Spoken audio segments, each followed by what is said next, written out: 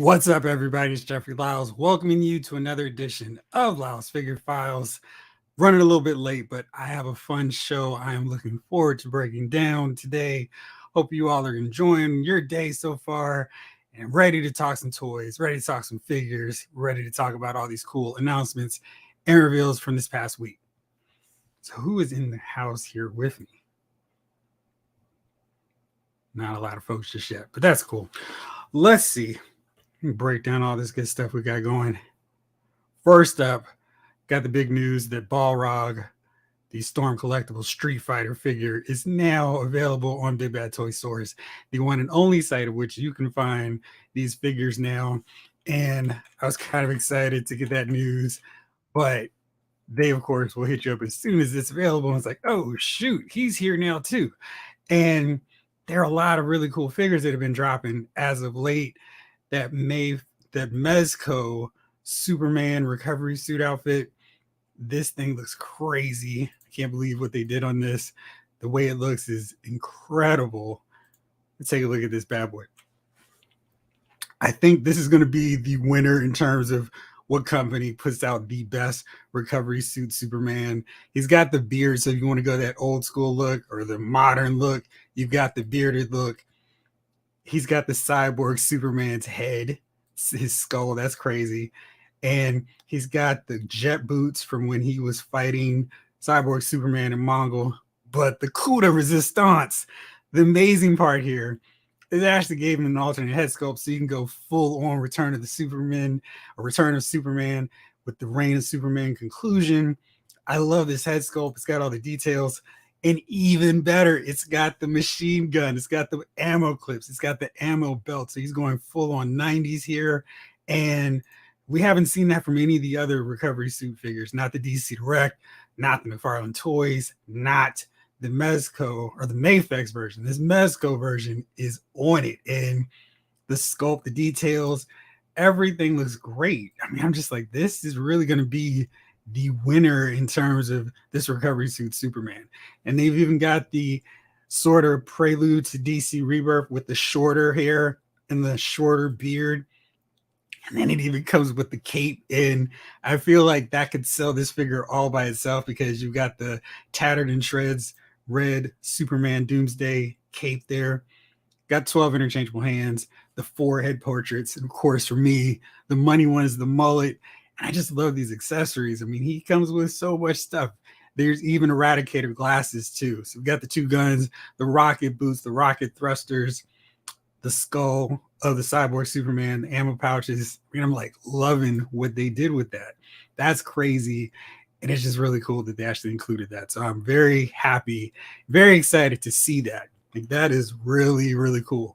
So that we've got that coming. And then Mezco was like, well, you know, you guys like that. We've got another figure that you might be interested into. And I really think that this is going to be another case where this one's going to be my definitive version of this figure, this character, because I have been waiting for a long time to see this version. And I felt like the Marvel Legends one really let me down. It's the Silver Centurion Iron Man. And this is one where Mezco fooling around and doing kind of their unique takes on figures doesn't really matter. It's got the armored parts. It's got a wider shoulder piece area. It looks really great. And it should fit in just fine with my Marvel Legend figures. They say the suit of armor is made with real real metal components. That's exciting. And he's got, of course, the iconic landing pose now that we see with every Iron Man figure. If you can't do that, what do you even have an Iron Man figure? So we've got that. And it just looks really good. He's got a little bit more width to him. Those other figures have been kind of small. And then we had that one from, Marvel Select that was a little bit too tall and didn't quite get the job done either. But this one looks dead on. I just love all the effect pieces it comes with. And that head sculpt looks really good. And it's just like, this looks like the winner in that category. So you can see here, he's got 3 repulsor blasts coming, one from the chest, the hand pieces. Then we've got your unmasked Tony Stark portrait. And I really like this one. I love how all the different companies have their different takes on Unmasked Tony Stark. I feel like maybe this one could have had a bit of a mullet, but this is cool too. And different color effect pieces, also good. So here's a breakdown of everything we got here. Again, the real metal components in that suit of armor, the head sculpt, the different hand attachments, a light up arc reactor, the stand, which will help all those flying poses, and then the ridiculous amount of energy blast effects. Got the straight beams coming here. We've got the trails. We've got the unibeam, and then we got the pulse here. I mean, another unibeam, two different versions of that. Impact FX, rocket thrusters. I mean, there's just so much with this figure, and I think they did a phenomenal job with this one, and I cannot wait to see this guy in the collection. What is up, John? Excited for this show. If you could decide all the figures in BAS from Marvel Legends, what would be your dream wave? What about a Hulk or a Thor wave? I would like an 80s armored Thor. All right, so to your question, let's see. I'm going to just go off the top of my head here. I'm going to go with 6. So for Hulk, I'm going to go with Bruce Banner. I'm going to go with, see, it's tricky now. You got me thinking, but I'm kind of like, do I want to make the Hulk the Build-A-Figure in a Hulk wave? Probably not. So I'm going to go with Smart Hulk. That's the one that I feel like we haven't gotten just yet, and one I really want to see because I've been slowly been able to take some of those Toy Biz Hulk figures from my display and take them down. So let's get a Smart Hulk. I still feel like we just need the basic swim trunks version of Hulk. We don't have that yet. So that's probably one we should get down the road in this line at some point. So Bruce Banner, Smart Hulk, General Thunderbolt Ross. I have no idea why we don't have this figure. We need him because we need Hulk's arch enemy. Gremlin. I don't know who I'd pack him with. Clearly, he doesn't need to be in one by himself, but see, now I've got like 3 figures. All right, let's go with Doc Samson. He's another one that's necessary. Maybe I put him in a 2-pack with, or Gremlin with somebody in a 2-pack. Then we got to have Betty Ross, right? I mean, we need her. So that's 6. But I feel like there's another Hulk villain we probably should put in there. My Build-A-Figure, because, of course, that's the most important thing with any wave from Marvel Legends for me. I mean, you got to have that. And I saved this because this is definitely one that I'm kind of hoping we see at some point, because that is definitely a figure that we need a better version of, a modern one from Hasbro, and that is the Mecha Hulk. And this is why I included Gremlin. Maybe he's a packing with the Build-A-Figure, but this version, I don't know if I'm going to not be able to put this away from my Toy Biz collection, because this figure is insane. He will topple everything over in my Hulk display, so I have to have him leaning against the wall. But this figure was so great then and amazing. Yeah, so it was crazy. So really, really love that. And I thought that was a great figure. And hopefully we'll see that from Hasbro, because I'd love to see what they would do with it. In terms of your other question about Thor. So for Thor Wave, I feel like we know what we should get from a Thor wave. This should be pretty simple and basic. The Warriors 3. We got to get all 3 of those guys in one wave. No more delays. No more like, hey, we'll get some eventually. Nope. Let's get Heimdall in there as well. Balder the Brave. And for our number 6 choice, who do we go with? Do we go with Don Blake? Do we go with Jane Foster? I think maybe those are the 2 choices. Maybe Frigga. There's still too many characters from Thor that we get a whole wave or 2 out of those characters. Just like, hey, here's a Walt Simonson run. Hasbro, read through it and give us all those significant characters. And then the Thor should probably be a Thor Frog figure. So maybe Volstag's the Build-A-Figure. Or maybe if we don't go with him, a real, actually big, thick Odin, the All-Father. So lots of choices for him. For Hulk, I mean, there's still the Pantheon we can throw in for a Hulk wave. So there's still so many options left for those guys. So hopefully we could get a wave with a little bit more characters.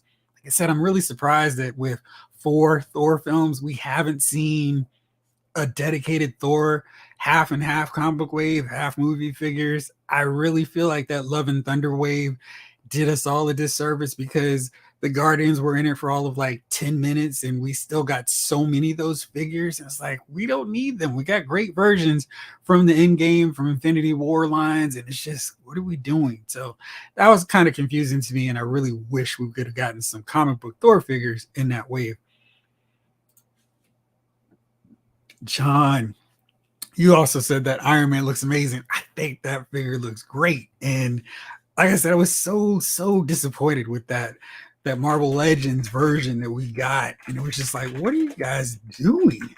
I mean, I feel like everything with that figure wasn't quite right. And it was just like, well, how did you guys botch this figure? This should have been an easy layup so much. And here's my version of that figure that I took a while back. And he's just so tiny, so small. And it's just like, what happened to this figure? He should have wide shoulder pads. I mean, he looks smaller than the regular version. And here's how he looks against the old Toy Biz version. And I feel like in this case, the Toy Biz one shows us how that figure should be done with the massive football shoulder pads and the bigger gauntlets and boot cuffs and all that good stuff. And we didn't really get that with this figure. So I'd love to see a better version and a redid take on this figure. Maybe that's something that this Mezco one will do. Robert, what's up? Hey, Jeff, focus, huh? Goldfish attention span kicked in. Yeah, I need to break down all this stuff I'm feeling from McFarlane Toys right now. I think they're delivering really good figures, but I kind of want him to stick to something and just knock it out, man. Daniel, what's going on? I am awesome. It is Thursday. I don't have to work tomorrow, so that's really great. Hopefully you all are good too. Lefty to lefty. Lefty to Lions BK. What's up, guy? Salutations to you as well. Charlie wants to know, am I talking classified line also or just Marvel? Oh, yeah. I mean, any excuse I can have to talk about classified and Marvel Legends, I'm all for it. So you got questions or you want to discuss anything with either of those two lines, let's have at it. Let's do it. So this past week, we got some cool new reveals from the gang over at McFarlane Toys over the last 2 weeks, I guess. First up was the Sinestro Corps Batman. And I think this figure looks really good. But, you know, I was thinking like, hey, wait a second.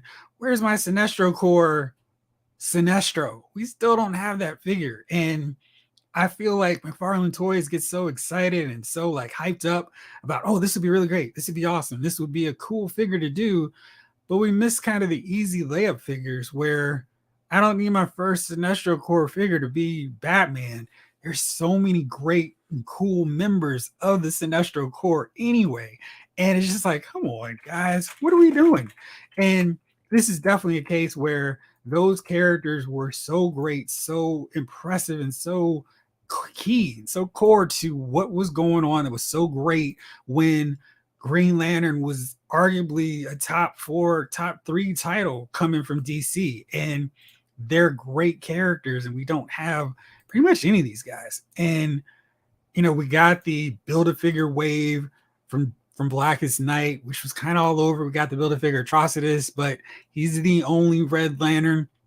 And that was my main reason why I didn't pick up that wave, because it's like, well, if you're going to get started, I want to see more. I want to see all the Lantern Corps represented. It was just kind of weird that it was just him. And we haven't really gone back down into that Green Lantern, Pink, Blue, Sinestro, etc.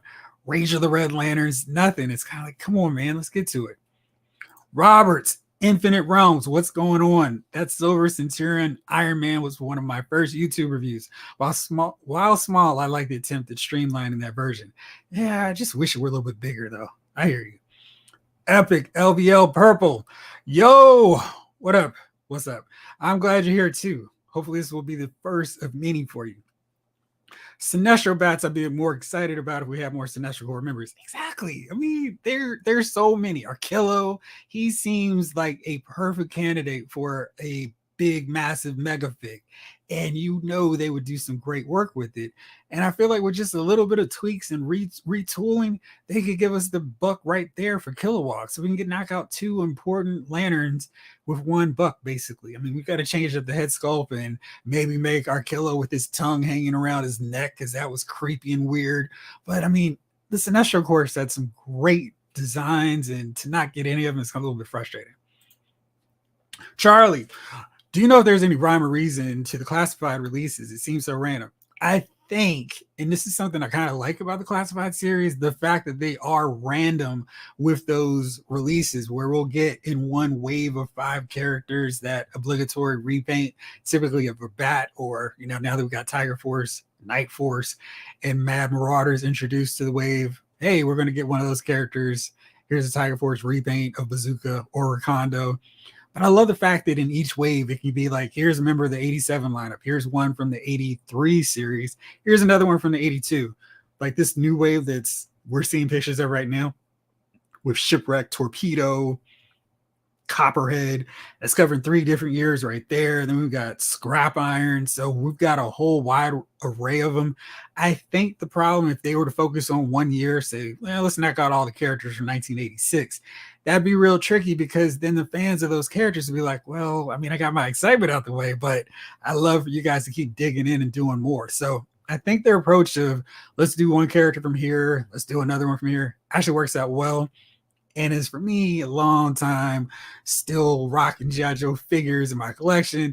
It's not a problem, because they're not at a point where it's like, you're doing that guy? I mean, there's so many characters that I want easy 60 wish lists that I could come up with for GI Joe Classified series. So basically at this point, they can just keep making any figure and I'll be happy to get them. Joshua Kincaid, what's going on? Howdy, y'all. Wouldn't it be cool if Todd and Mac did a full Cyberforce team release, or even did a proper Wildcats team? I feel like we could get Wildcats, because they are being prominently featured right now in DC. And I kind of like that book. They're doing some crazy stuff in the comic, and I really kind of dig what they're doing. But yeah, I kind of would like to see that original team in all their glory. They would be really fun figures to see, and I think they would do a really good job with them, because Todd loves his great designs, and this team is really cool. Like, their design is amazing and all that good stuff. So that wouldn't be a bad bet to see on the big screen. And yeah, proper Wildcats would look very, very cool, and love to see them in action there, because they have great designs. And who would say no? And hopefully we can get a better Grifter figure, because the one we have so far isn't great. And I know we're not going to get the guns with them, but I just felt that first one they did wasn't really worthy of the line, and just kind of a disappointing figure all around. And I kind of wanted to get him, but with the execution, with what we got on that figure, I was kind of like, well, I guess we didn't really get a good Grifter figure. And in case anybody kind of wants to know what he looks like, that's him. And he's just kind of there. It doesn't have any cool designs to him for a character that's really cool. So hopefully we get a better version of him. And you also asked about Savage Dragon and Freak Force. Their Toy Biz dabbled after they lost the Marvel Legends license with doing these independent companies, and I wish they had just kind of focused on everything except for the Spawn McFarlane characters, because there were so many good options. I feel like they could have kept everything going for a long time if they had just been able to do everything else out there. I want to get that gold label Flash from the movie, but I'm not a fan of the McFarlane exclusive to pay shipping. How much is that exclusive? Because I feel like when I got my Ultraman and Kid Flash, Wallace West, shipping wasn't too terrible for him, and kind of reasonable compared to some other places that I buy stuff from. Lefty Two Lions BK, wonder what Todd is doing with the reign of the Superman and death of Superman. There was a leaked photo of the cyborg going around a few months, then it went away. Was it fake? Yeah, I really hope so, because I don't like the design that they're opting with. Let's pull this up here so everybody can see. So we'll make sure I'm giving my proper credit. At Project Action Figures over on Instagram has a checklist, and this checklist has been pretty good about breaking down all the upcoming reveals and what's to come for this McFarlane line, and it's been really helpful if you've been collecting and into it. So let's see, let me just pull it up here real fast. So rumored and scheduled to come are Catman and Battle for the Cow, basically his Secret Six version. We're getting Superman versus Ultraman and Atomica. I'm assuming she's going to be smaller, but the next one indicates that maybe that's not the case.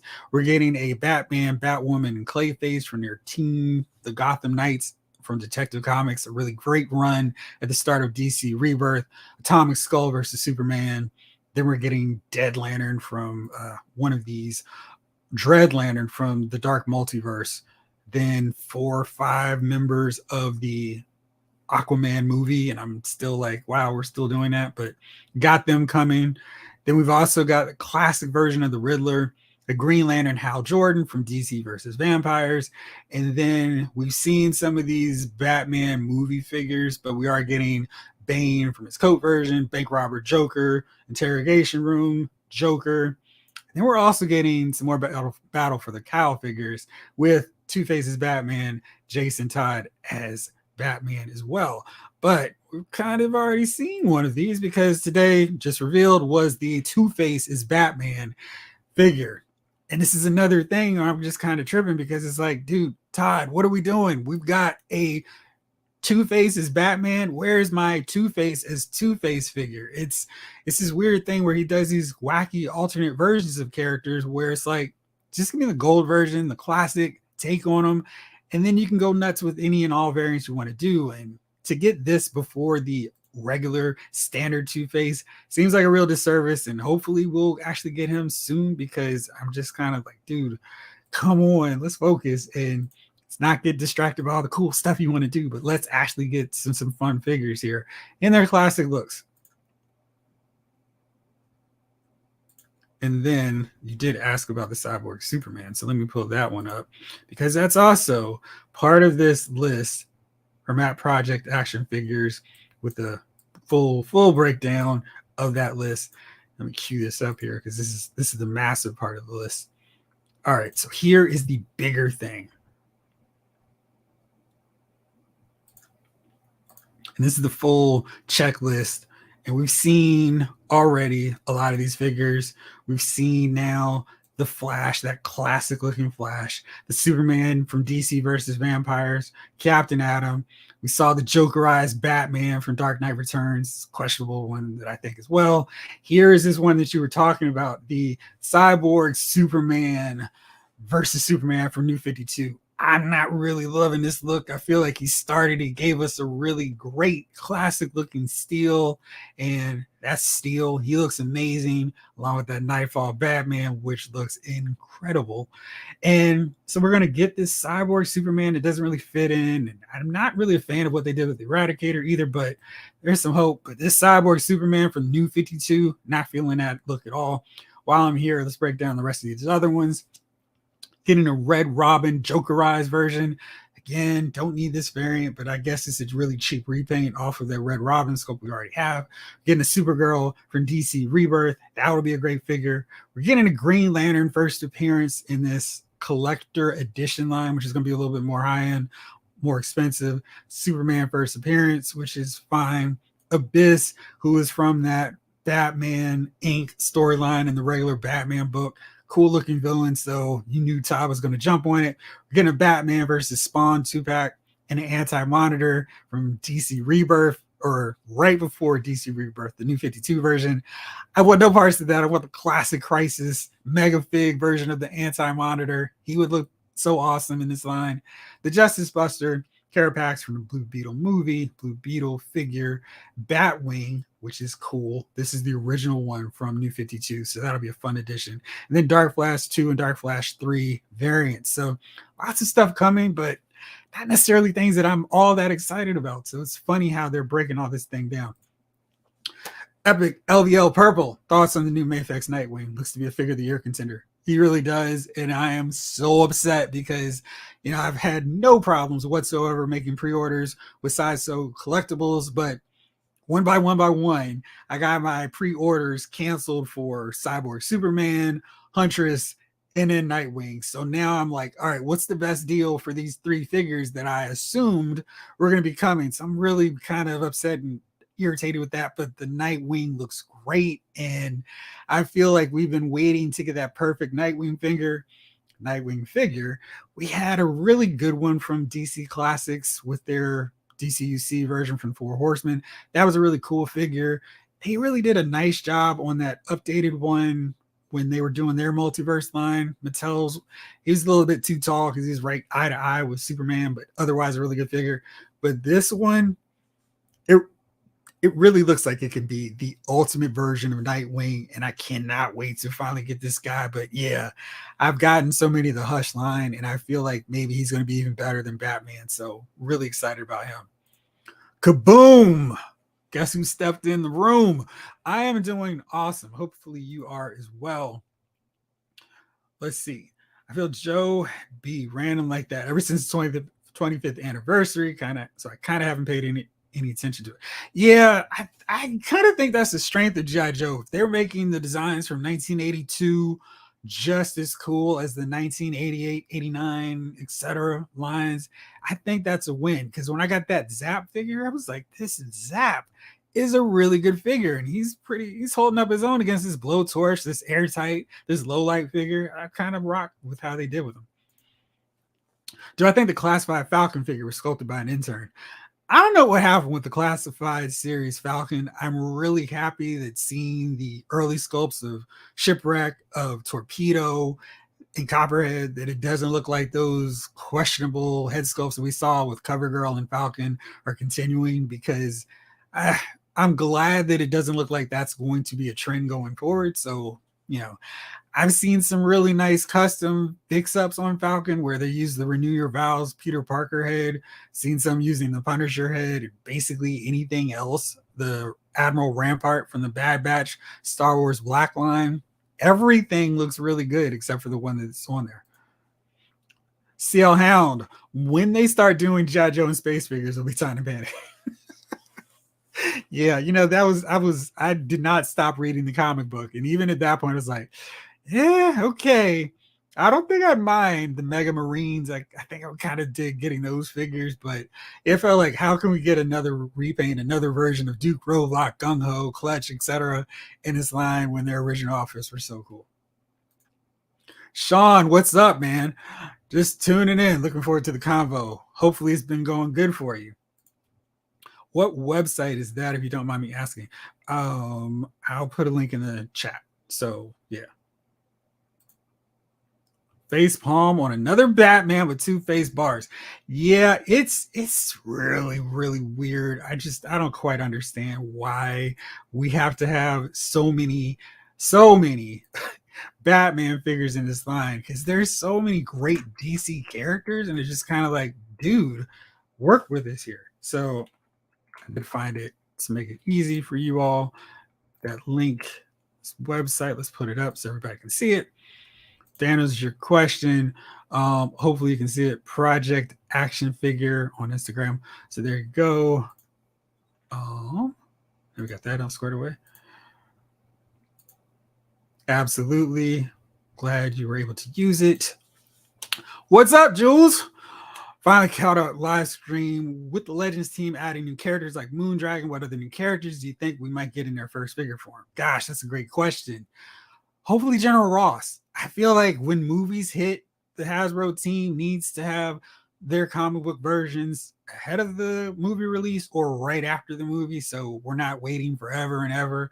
I mean, I don't know how the Warriors 3 were in 3 Thor films and never got a sniff of a comic book. I mean, I feel like that should have been a really easy, simple 3-pack.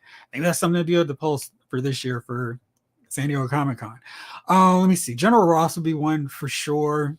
Another first time in the line. I love to see Box from Alpha Flight. I feel like he could be a really cool figure if they did it right and just executed all his stuff just right. He'd be really fun. Another first time in the line. I don't know if I can count Meteorite from the Thunderbolts since she's technically had figures. So let's hold off on her. Stingray would be an awesome looking character. I would love personally to see Silhouette from New Warriors just to see how they could implement her walking staff cane / batons to club bad guys. I think that'd be really fun to see her. Let me know what some of those first time in the line Marvel Legend figures you guys would want to see. Awesome. Another Batman. Wah, wah, wah. Yes. It's like, cool. I feel like there's like 52, pun intended, Batman figures from McFarlane Toys where there's so many other characters. I mean, so we got another reveal that's not Batman. Shocker. And it's really confusing to me because we got this reveal of the Dread Lantern that we knew was coming because it was on the leak list, but at the very least, we know what the Alan Scott will basically look like looking at this figure. So the head sculpt seems like it'll be fine. You know, take away these weird flame eye effects.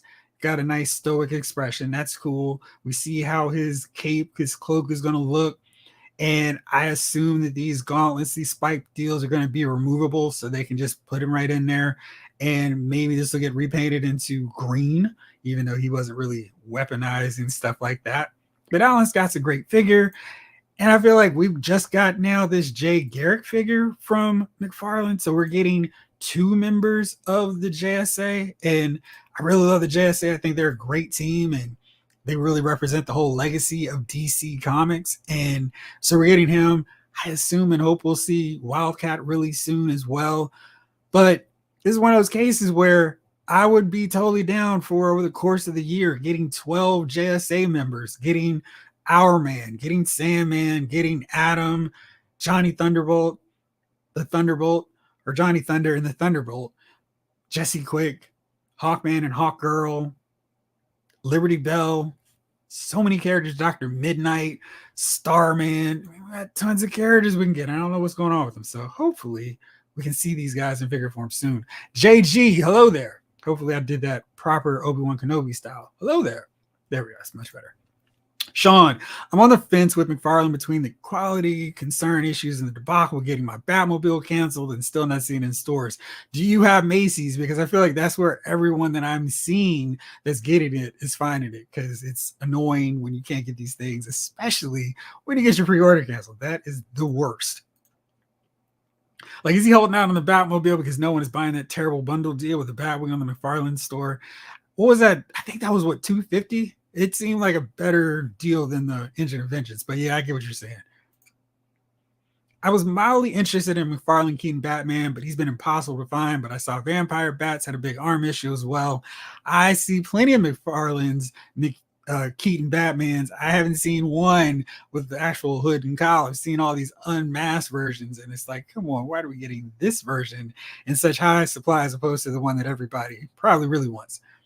John, do you think the reason we don't see more Hulk-themed figures is because Universal owns the movie rights and not Disney?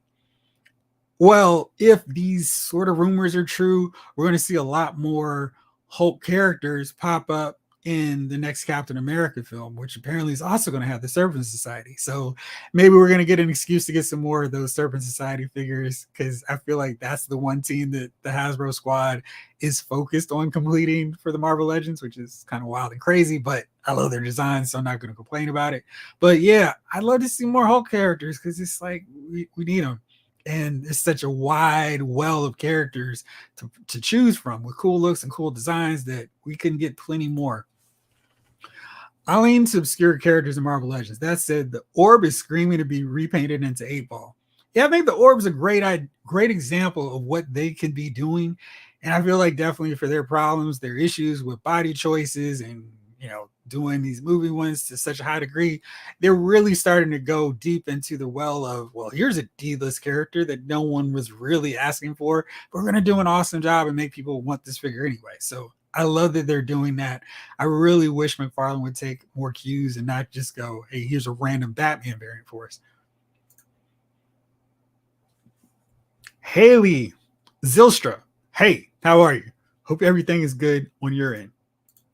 Joe Self, what's up? Love the channel and your community, Jeffrey. Does anyone have any recommendations for a Fred head for an unmasked Crimson Guard officer? I would love to know that as well. I really love when they did that 3.75-inch version and they actually had unmasked heads and they all looked alike, of course, because it was Fred. And I'd love to see that. And I would really, really love if they get around to doing another version of Crimson Guards, because like I always say, you can never have too many army builders running in your line. I'd love for them to do a regular Fred head sculpt and then do Wade with a slightly different head sculpt. So it was like, hey, here's a guy that was hanging with Stalker, Storm Shadow, and Snake Eyes, and Nom. John, Todd definitely needs to focus more on the classic characters. I think a classic Wonder Woman would fly off the shelf. Yeah, I mean, it's what's really weird is how many different versions of characters the alternate, the video game takes on characters that he's done without giving us the classic version right around that. clearly number one is Wonder Woman, but we don't have a classic Green Arrow, Hawkman, Etrigan, Supergirl. I mean, these are characters that have been made in other lines and other waves and stuff. And it's like, well, you've got the technology to do a better or to do a comic book version of Hawkman. And there's so many different ways you go with that. You can go with classic Golden Age version with the super cowl. You go one with more of the mask, like a superhero. Then you could do the Justice League version. Then you could do modern Justice Society version with the gauntlets. You could do the one in the fully armored up version of Hawkman. Lots of choices, and he needs to get moving on that. Power Girl's another character who we've got an alternate version, but no real one, no comic book version. I really think he needs to kind of shift the focus to here are all these random versions to here's the versions you all want. I'm really excited to see that Captain Atom is actually classic. They didn't go with some weird version. I don't think I would have been upset if we had the old school one where it's got like the blue and you got his regular head showing, no silver coating.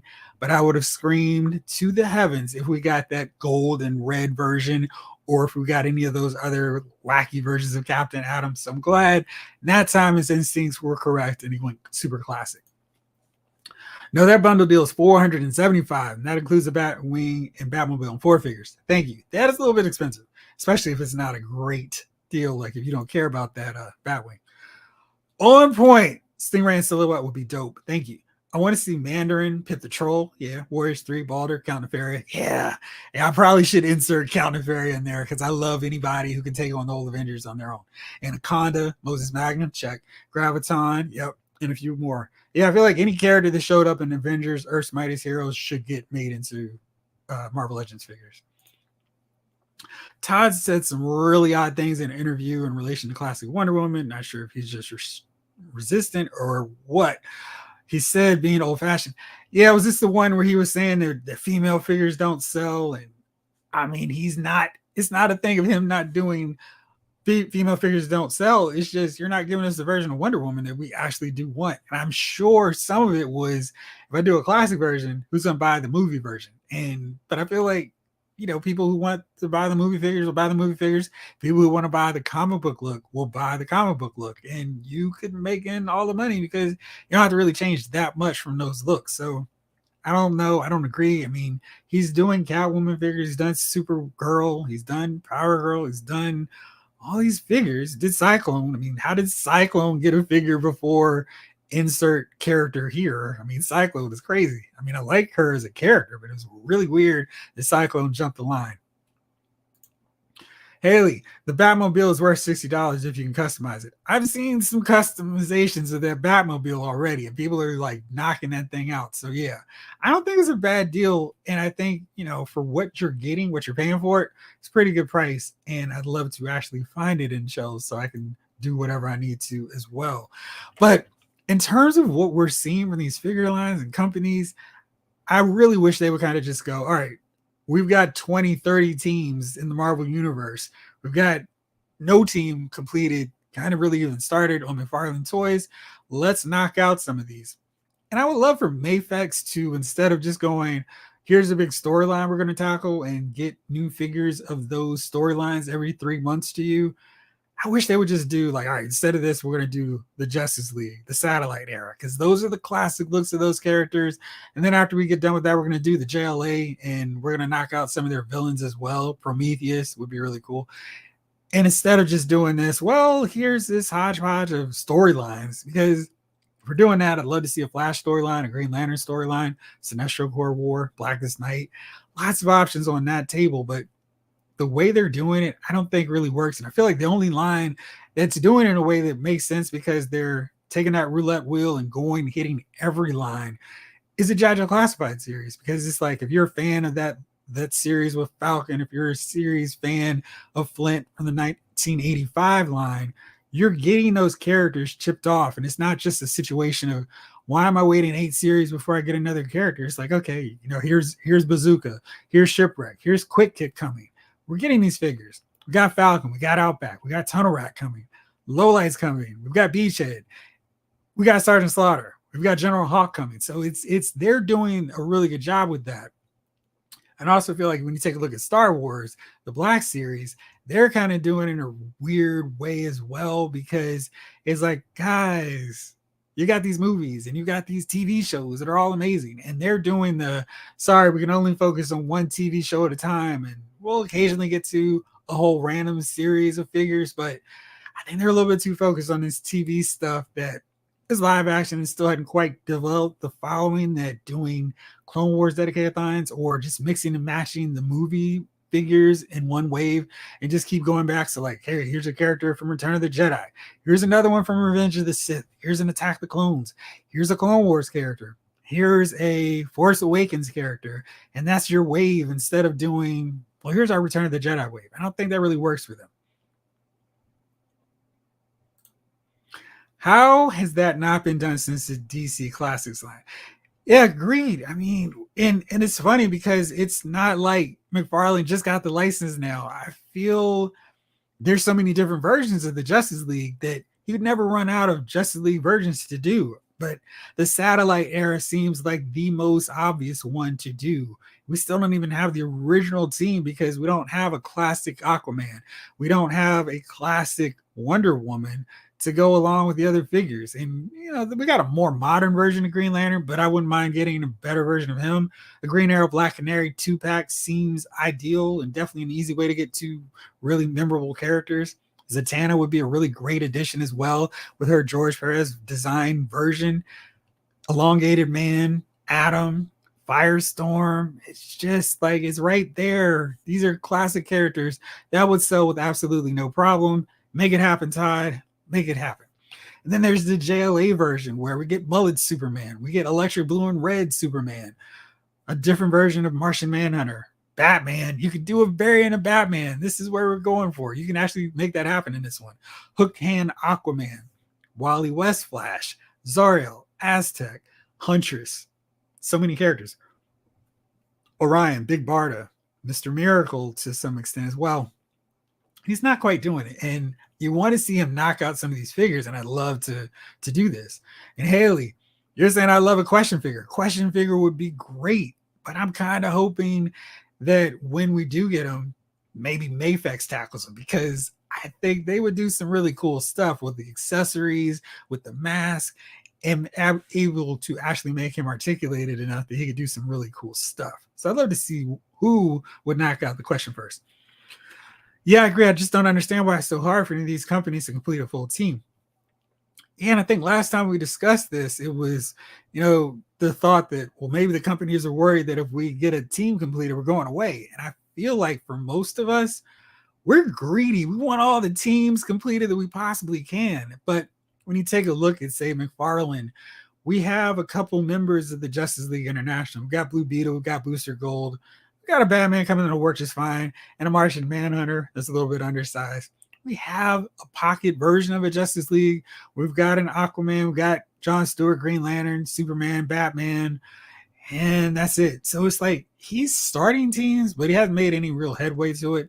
You think back to the DC UC Classics version, I'm mad that we never got a completed Secret Six because, I mean, we got a Catman, we got Deadshot, and it was just like really 4 more characters that we really needed to get to complete that team. Why wasn't that done? The Suicide Squad really needed a better version of Captain Boomerang, or at least a classic version, Rick Flag, and we would have been really close of Vixen to go along with Bronze Tiger and Deadshot.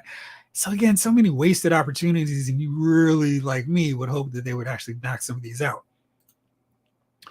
The shipping costs are prohibitive on Todd stores. They negate the benefit of any sales or bundle deals they may run. Well, that sucks. I mean, I hate when it's like, yes, I finally got a deal, because I know there's some from other retailers where it would be like, hey, this is 20% off, but the shipping was like $20. And it's like, it can't cost you $20 to send this thing off. Man, what I would do for a Hook Hand Aquaman. And that's one thing that I was actually happy for when DC Classics went to their online model, where they weren't quite giving us all the classic characters. They kind of dangled in front of us like, well, if you subscribe, then we're going to get all these cool characters. I feel like for the most part, they dropped the ball big time with it, but we did get a really good Hook Hand Aquaman. I really love that figure. I wish they had just finished the job and gave us a Kyle Rayner Green Lantern so we could have at least the original JLA team completed. It was annoying. Jules, Earth's Mightiest Heroes was the illest. Nas and I both agree. The character depiction and comic accuracy was on par with Justice League and Justice League Unlimited. I agree all those characters need a figure like Scourge. Yes. I bought the MCU version as kind of a stand-in, but I'm not quite feeling him. It's like, yeah, he's good for the MCU, but he's not big and towering and bigger than Thor. I really want that version of him, and I just think having him, Helmet Zero, Zemo, and the Enchantress would be so much fun. And this would be the time when I start ringing the bell for a classic original appearance Wonder Man, because that way I could have the 4 members of the Masters of Evil thrown in there like that. Shane Shooter. I'm a Marvel kind of guy, just dropping in to say, what's up? What's up, Shane? How's it going? Haley, I just started collecting this year. Do you have any advice? Yes, absolutely.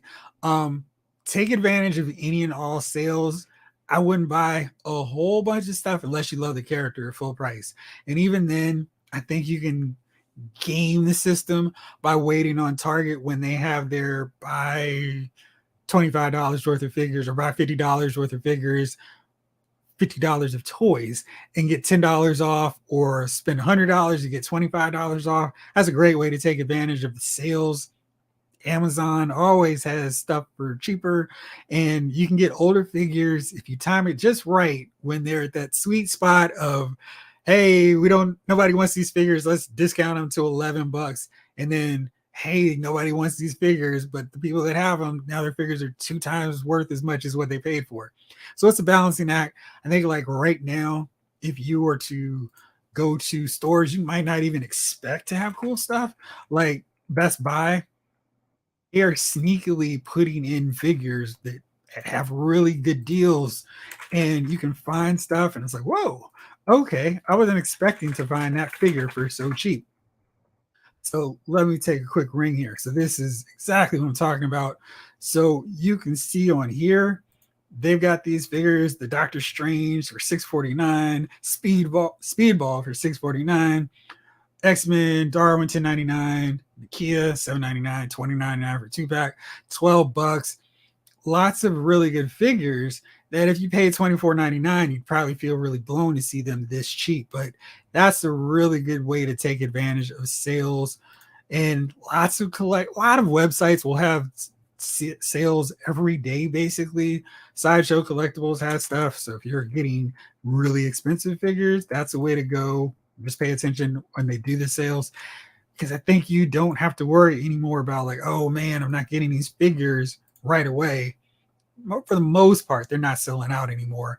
And then you can buy a figure for so much cheaper without having to break the bank. So you see here, Vintage Collection. I don't know why Vintage Collection figures are $20, but you get Bad Batch figures for $15. This is Big Bad Toy Store's daily sale. So you can get a Figure Arts figure for $60. It's pretty good. So there are sales and ways to take advantage of what's going on. And I think that is probably the best way. Check out Amazon's deal of the day. They put lots of stuff up for cheap too.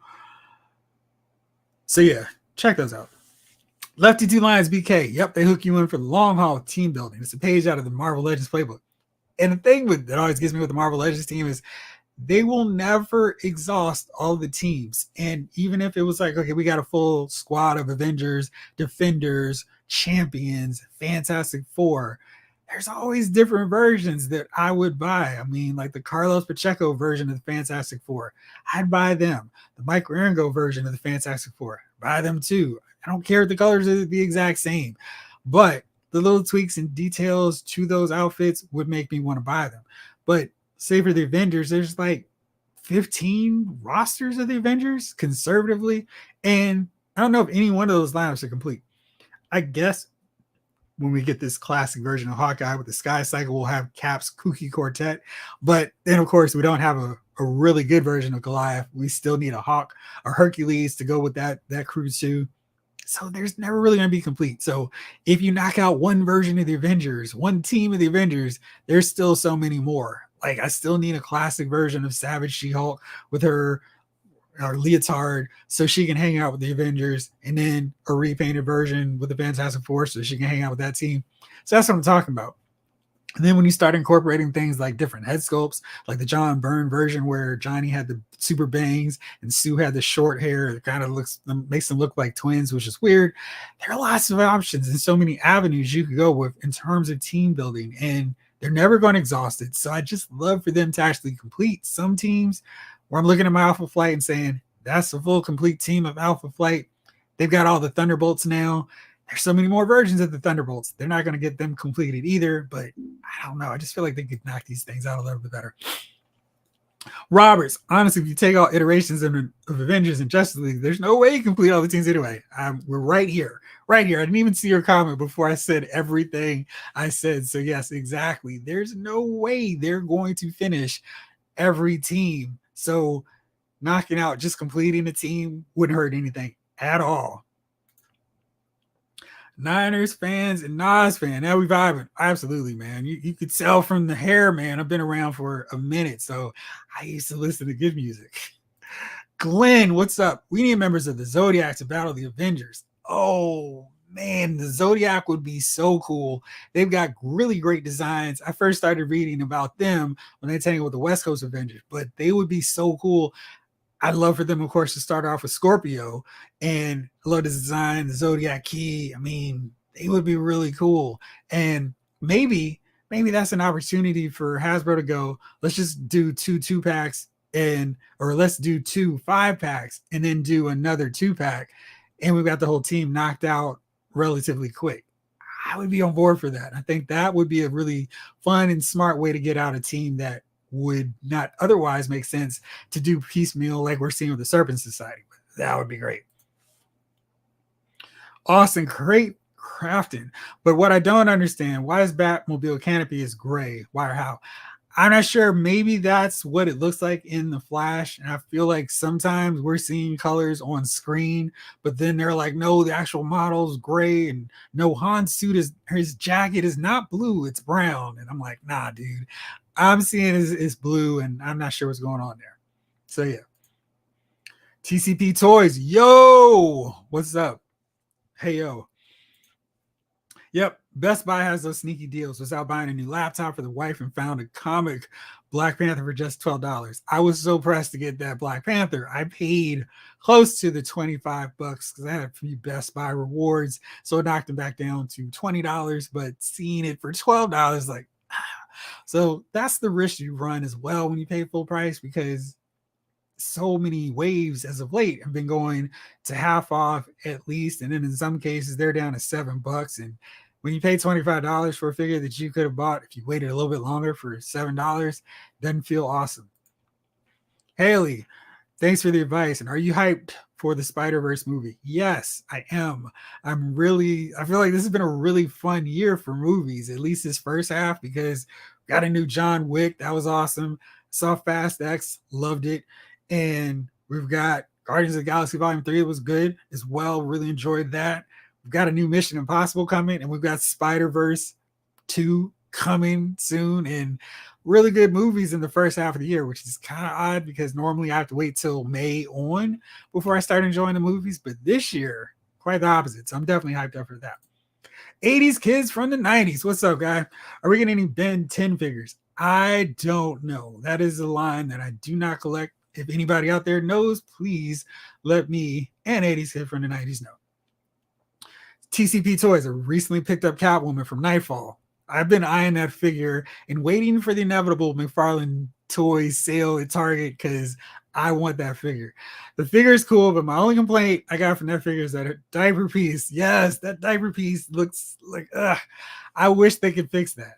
But yeah, I want that figure. And, I really wanted that version that we saw from DC Direct when they were doing the icons. I feel like that figure was so on point, and it was like, this is exactly what I wanted from this look, this design. And it's like, oh man. Roberts, I literally not thought of the Zodiac in over 20 years. Good one.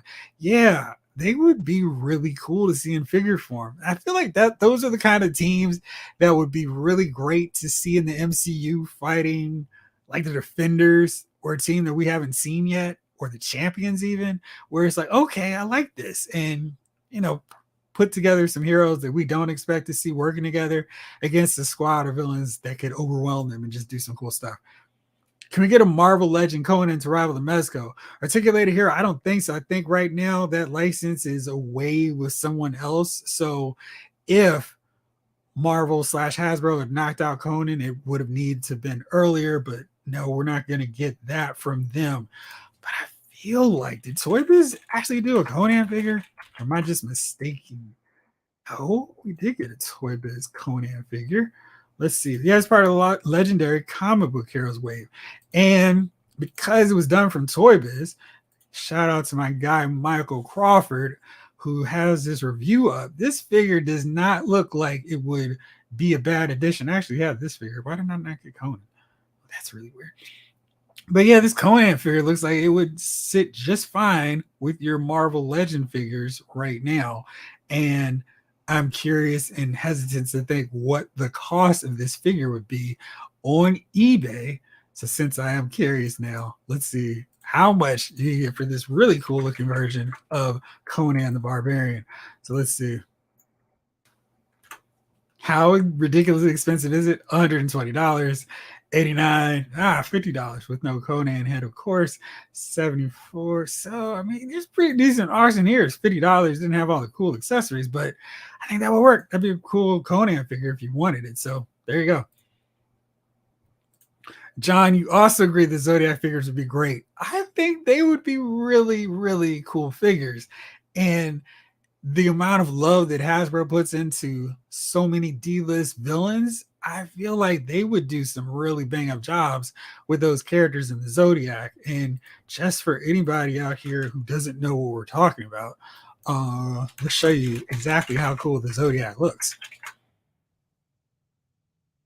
And like I said, these designs are awesome, and they would make for really, really cool figures. Like they would do really well in terms of these guys look amazing. Let's get them in figure form yesterday. All right, let's pull this up real fast. Bam. Here's what the Zodiac looks like, and so cool. I mean, these designs are all over the place.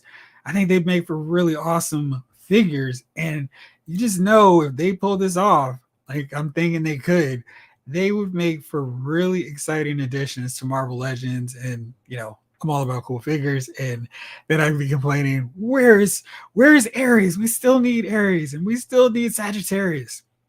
Where's the Marvel Legends Luke Cage 2.0 Blue Marvel figure, etc.? I need them to show us Iron Fist. I don't know what's taking so long, but they showed us this amazing looking Power Man, and you know, May is basically over. It's we've only got a few more days left. There's like, you know, 19 more days left, but 19. There's a few too many days left. I'm ready to go to Yojo June, but I'm wondering, hoping we still get a Marvel Legends live stream in June so we can see Iron Fist, so we can see Power Man. There's not a lot of leaked figures left, so hopefully we see Iron Fist and maybe even a 2.0 Blue Marvel. Very cool to see. Articulated Hero, one of Marvel Legends, Wesley Snipes, Blade, and Deacon Frost. You know, if we get, whenever they get around to getting the Secret Wars, I'm imagining that maybe this is when Hasbro takes advantage of the multiverse. And even if Wesley Snipes and Deacon Frost don't show up, they just go with a Marvel movie line. And one of those would be really good, a Blade and Frost 2-pack.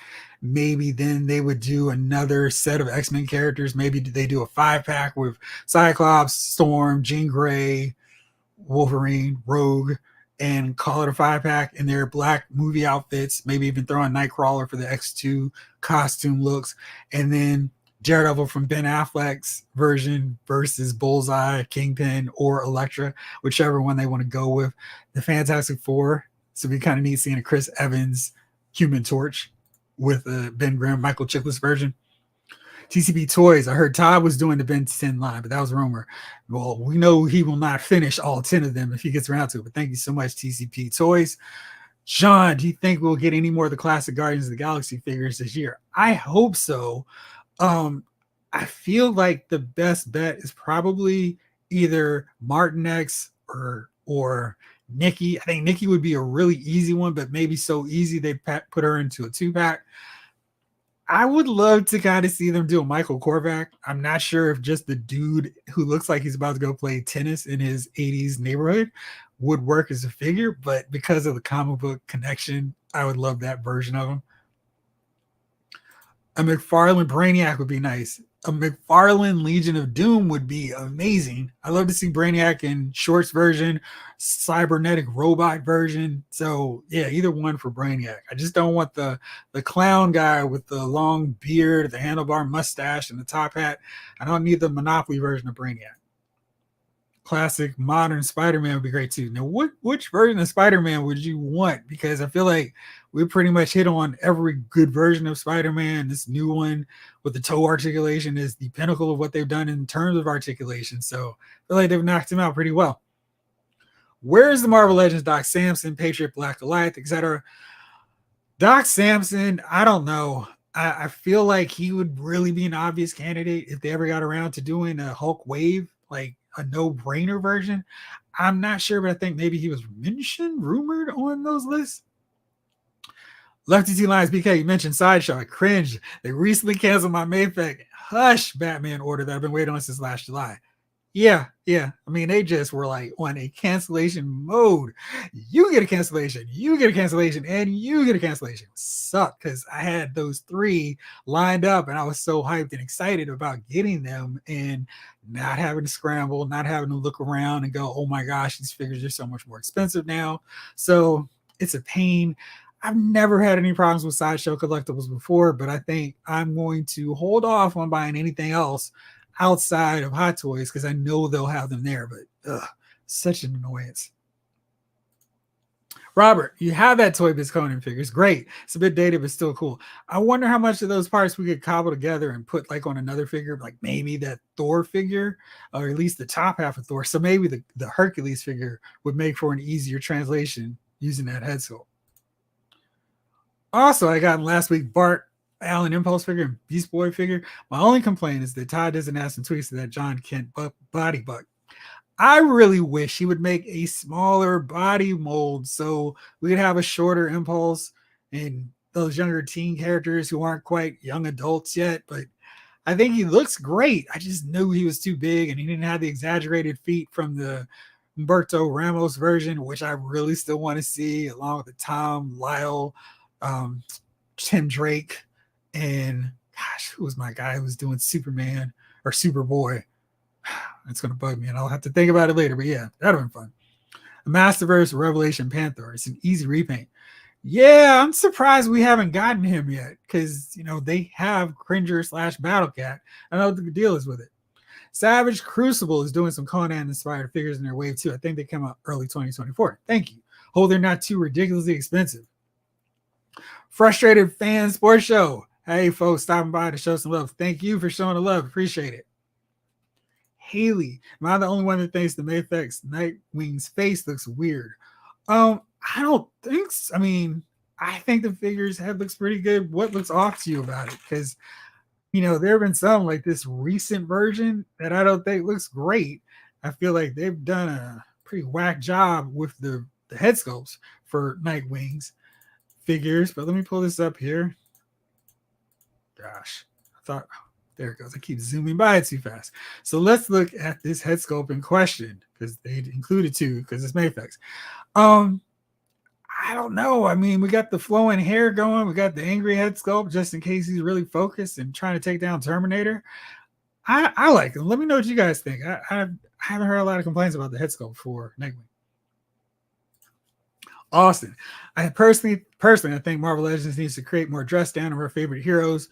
Which ones? Because I feel like Peter Parker has a decent one, but I would kind of love to see Thing in the trench coat look like the Mezco version.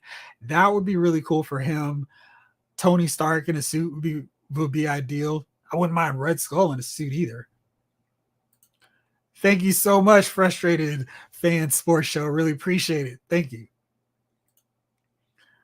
The gray canopy is a cost-save measure. It's one molded piece with window sections ground down enough to be see-through instead of just using a separate piece of clear plastic.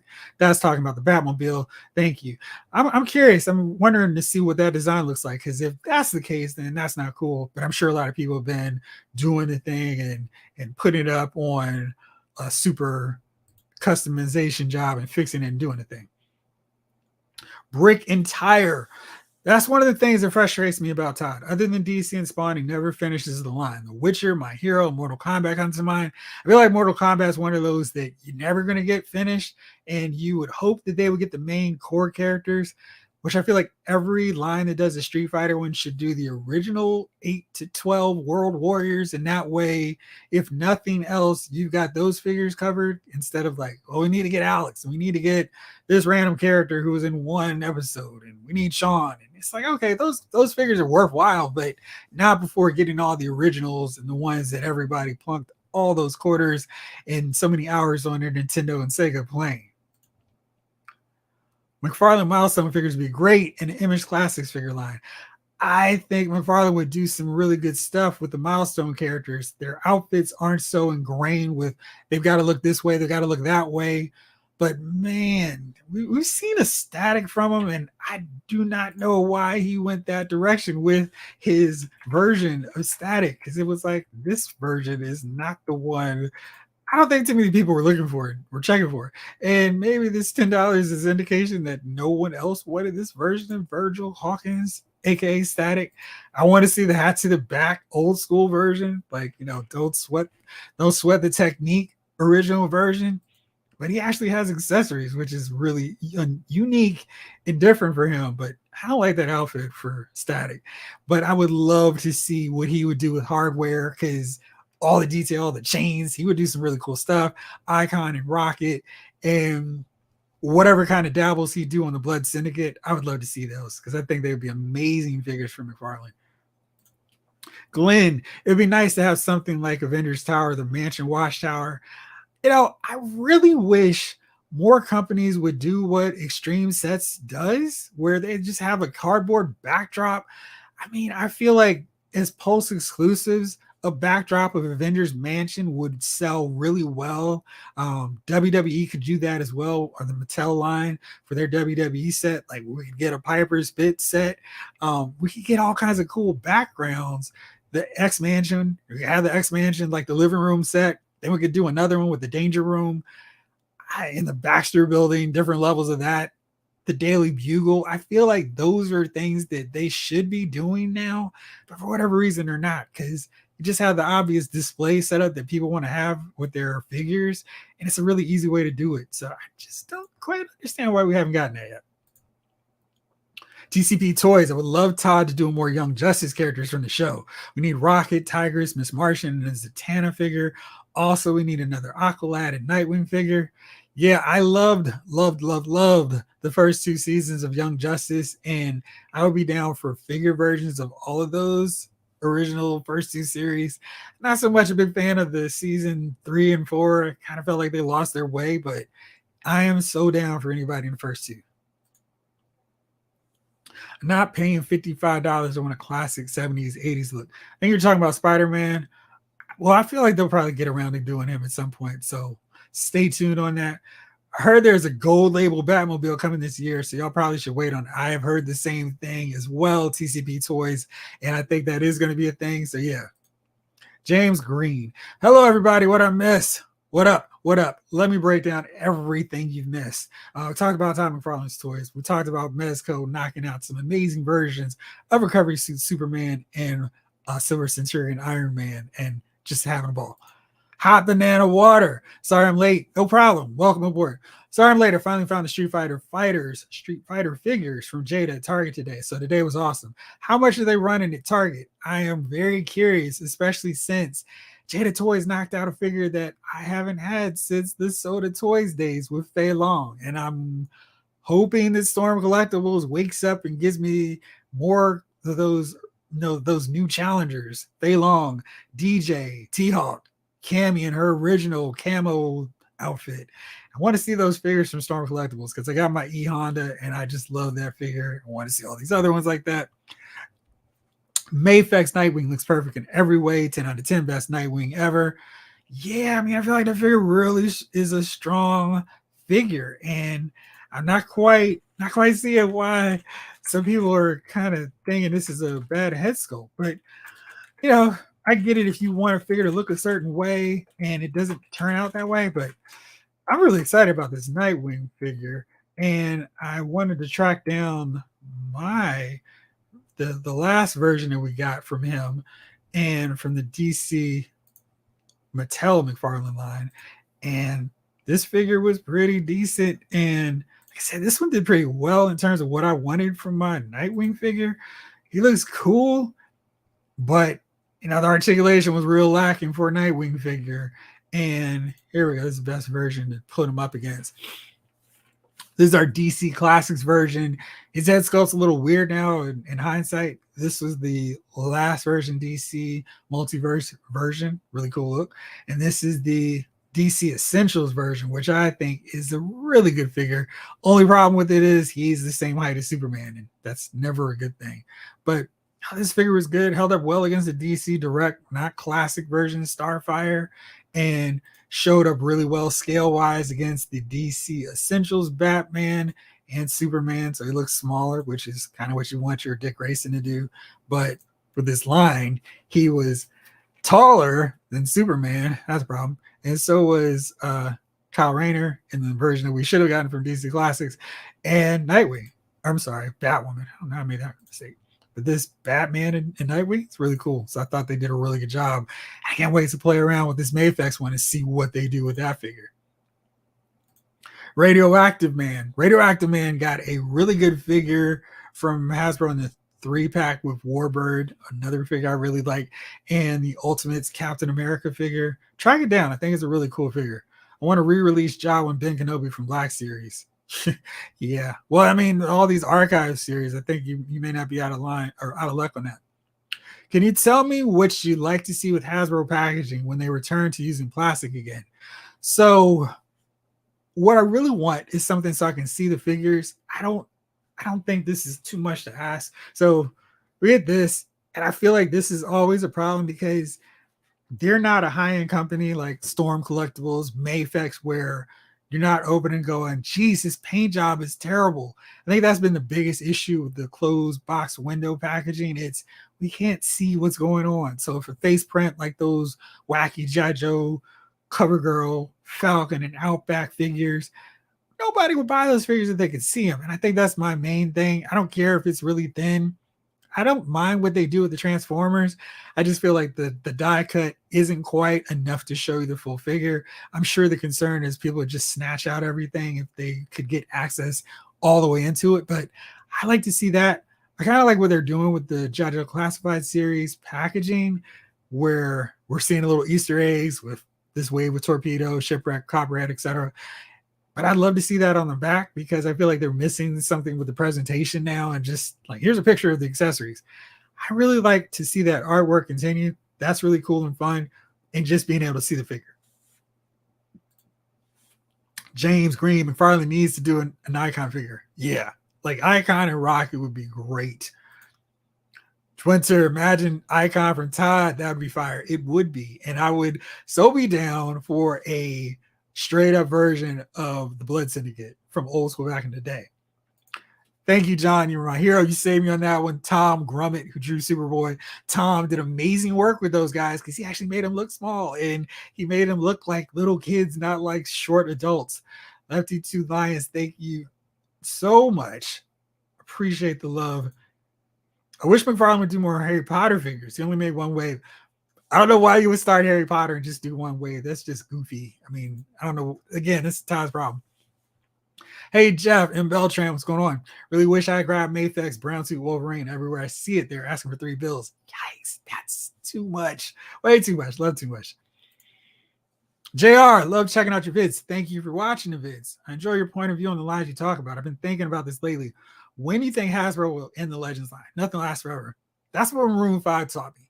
But I feel like the way they're still cranking out movies, I feel like they've got, let's say, 3 years when the movie train stops. And I don't see that ending anytime soon because Marvel kills characters at random just so they can bring them back in time for the new movie.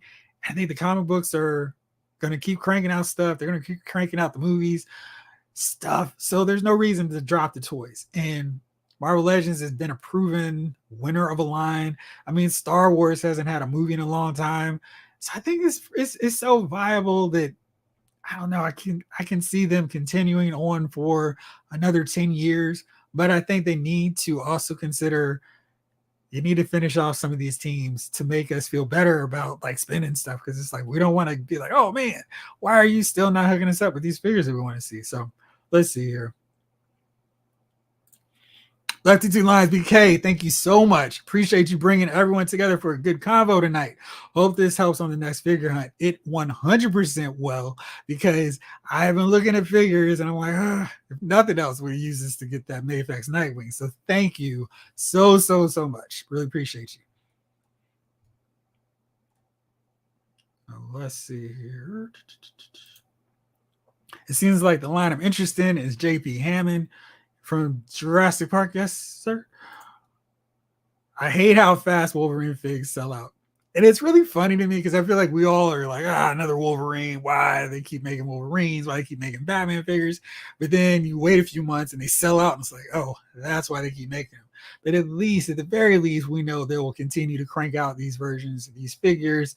I mean, for $3 you may as well just go the Mezco route and get that version of Wolverine, because I feel like that figure looks really good. And I don't think he's sold out yet. I feel like he's still hanging tough, and you can buy him. I mean, the price is not cheap, but it's a really cool looking figure. And I mean, I really love how they put this bad boy out.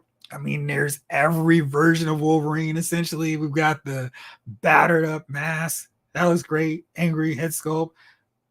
Gritted teeth version. Unmasked, little long hair. Then classic original style. Then just the more calm version. Then all the different claw hands. We got the adamantium spread out a little bit thicker. Then the bone claws. Then I got the effects.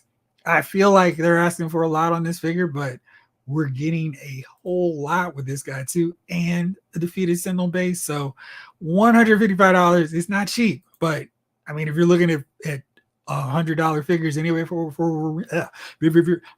Wolverine figure, that is definitely the way to go. Mattel should do the Brutus's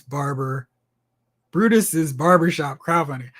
You know, I don't think they need to do sets as crowdfunding. I think what they really could just do is do a cardboard backdrop and maybe make it where the barbershop chair is the only plastic deal, and maybe some shelf pieces that you would plug into like the extreme set figures that they do for their backgrounds, and just do that. Or if you wanted to make it a set, include a Brutus Barber talk show host version, but I don't think they have to make it crowdfunding because they don't have to do that much work. And I don't think people would want to pay $100, $200 for a barbershop, a Heartbreak Hotel, Brother Love, the Funeral Parlor, the Snake Pit, Piper's Pit, etc. I think there's a viable way for them to knock those out for under $50 for sure. And that's even if you include a figure. So I think they could do it without charging us a whole lot for them. It would be cool. Todd got the license for Marvel. Whoo, everybody would be the same size. I'd be complaining because, figures are Hulk's a mega fig. Not that the prices are crazy, but the scaling would be a little bit wacky. So I feel like McFarlane's doing his thing. Although if there was a trade and Hasbro got to do DC for like 10 years, that would be really fun. And then, of course, we'd see more female figures. We need more Marvel dress down figures like T'Challa, Thor, Reed Richards, etc. Yeah, I like to see T'Challa in his chilling, I'm ruling Wakanda look. That'd be fun. Cool idea. Mix plastic furniture with cardboard backdrops, and I think you got a winner, HasLab or Mattel Creations. There's so many viable sets that, I mean, they could just do generic ones like, hey, here's a lab where you can use it for the Fantastic Four, you can use it for the Wizard, you could use it for anything. And that'd be really fun. $25 for the Street Fighter figures. I feel like for that articulation, they're not a bad price, and I like the packaging. And normally that's not a selling point for me, but I really like what they did with it. And because from the pictures I've seen, the articulation looks really good, I'm not upset with it. People are still looking for the Street Fighter figures. Got trapped in the Corrupt USA. Yeah, because here in Maryland, we're not seeing them. I know some members of my Facebook action figure collection group have found them, but it's not widespread. I've been to 3 Targets this week and no sign of them anywhere. So still looking for them. 80s kid from the 90s got my Mega 2020 re-release Spock action figure on my desk. Nice. Mego. I don't know why I said Mega, but yeah, the Mega figures are fine. I think that's where I was going. I really want Ryu. It looks so good. Mr. Cheeseburger, I have a serious question. Speaking of Ryu figures that look so good. So there's this new reveal from TB League, and they have a Ryu iconic gaming series Ryu figure, and this bad boy looks amazing. And I was like, wow, okay. So it's got fully articulation here, and you can do the classic Ryu pose, which is great.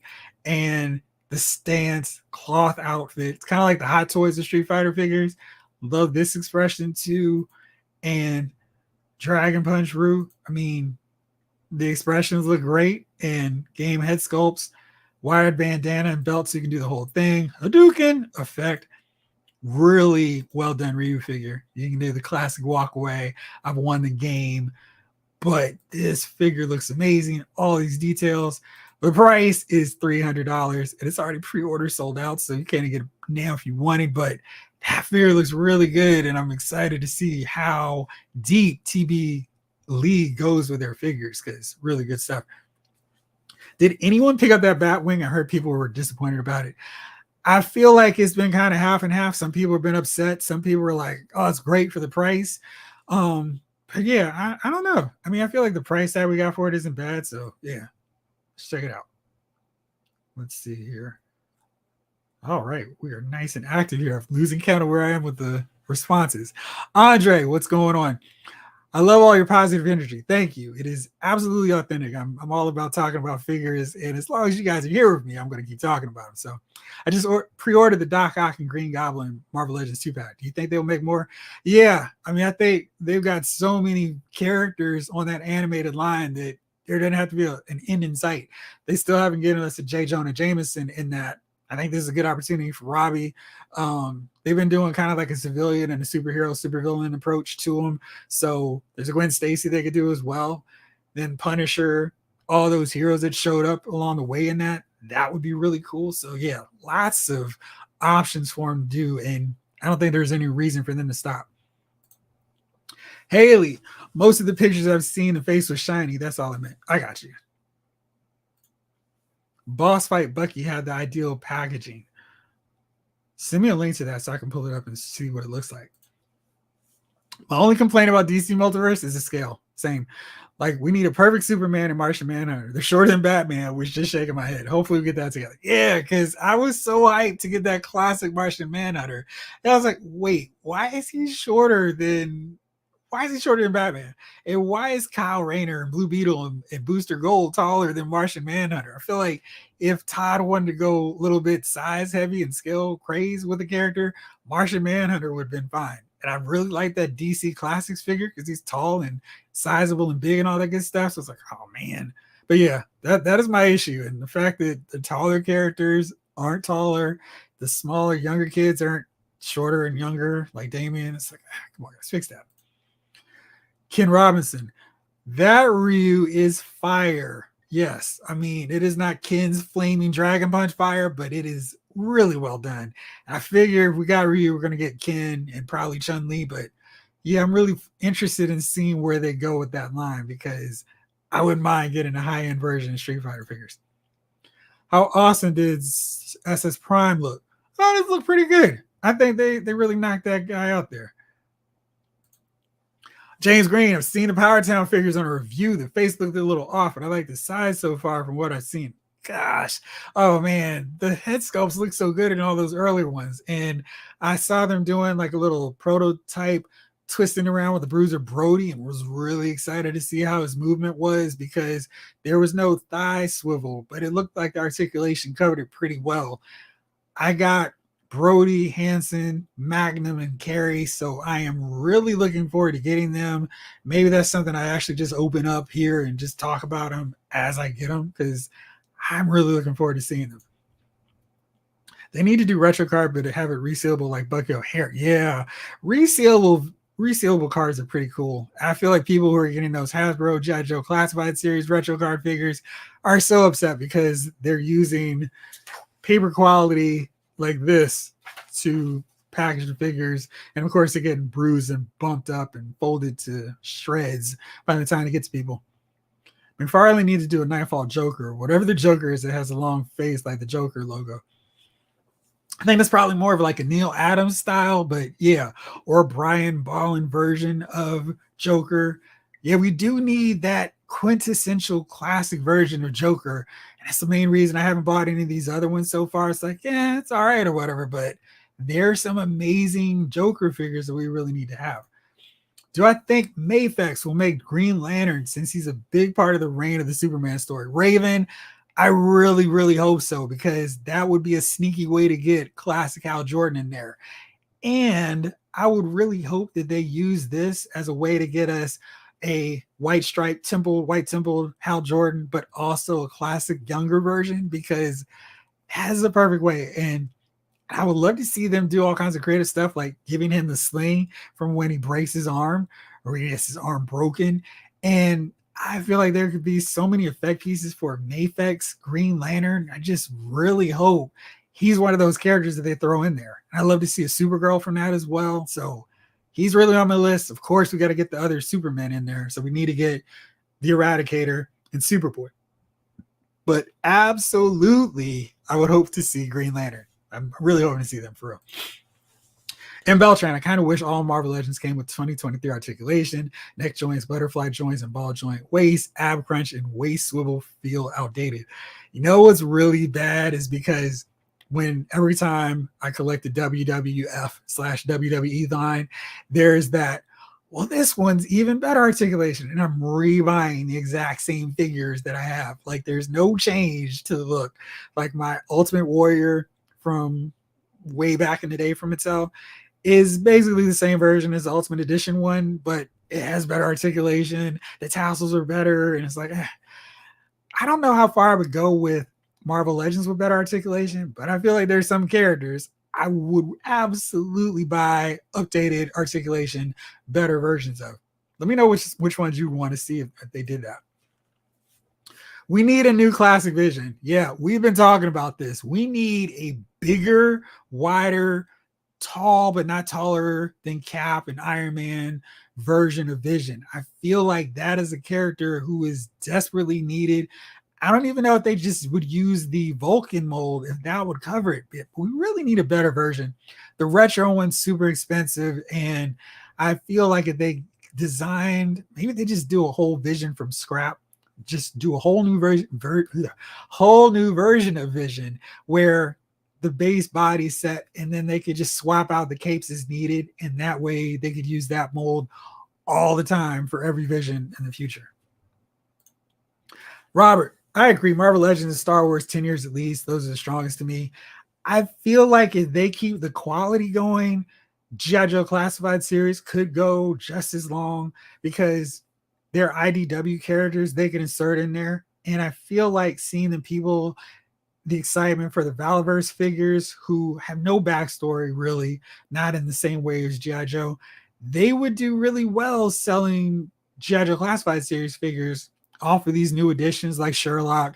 I know Helix is coming, but Dawn would be another one. There are tons of characters they've slowly introduced along the years since the Marvel era ended, where I know some people kind of dropped off in the line. Then there's the Valor versus Venom figures. Those characters would be really cool. Spy Troops.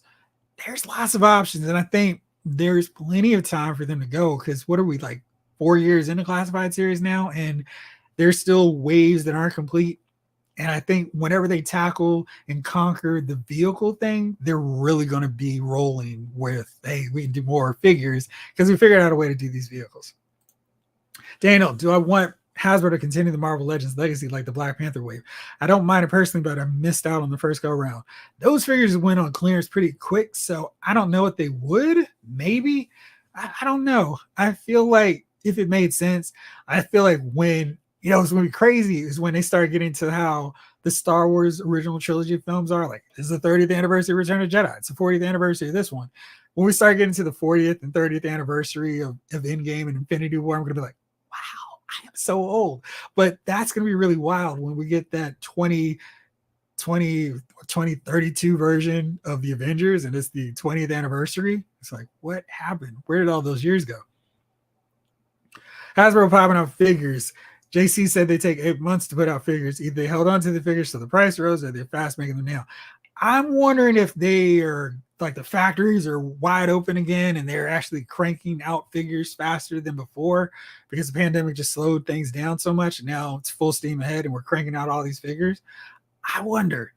JR, Danny Ketch, Ghost Rider and Associates. He has to be coming soon, right? Right, Bueller. I again remain shocked and surprised we did not get a Dan Ketch Ghost Rider at some point during the HasLab. You feel like most of the time they try to sync up some releases to get that excitement building for a HasLab, and then for it to come and go with no mention of Dan Ketch felt kind of sketch. Sorry, but I really hope that they do him because he was a great character in the 90s and really essential. And he's been around and gone so long now that he's retro again. And I don't know where we're getting this figure. TCB Toys. McFarlane would kill it if you did a Hush, Poison Ivy, Harley, Nightwing, Catwoman, Joker, another Hush, and Tim Drake. Also, I don't know when that blue version of Hush Batman is coming back. McFarlane has so much wide open. And I think that's why I get disappointed when he goes to, hey, here's a fringe version of Two-Face and here's a Dark Knight's Metal version of Alan Scott. It's like, dude, do a Poison Ivy, do another version of Catwoman, do a classic version of Joker before you start going on to these fringe choices. There's all those characters you mentioned. It's exactly why he needs to start focusing more on that stuff. Yes. I do think so. And I think those figures look good. I'm not really into Jurassic Park like I need to buy the figures. But every time I'm doing my slow walk around the toy aisle, and before I get down to the wrestling figures, I kind of stop and check out those Jurassic Park figures because really well done. Mikey Rowe, do you ever think we'll get an X Factor suit Wolfsbane figure by Marvel Legends? I really want her to complete my team.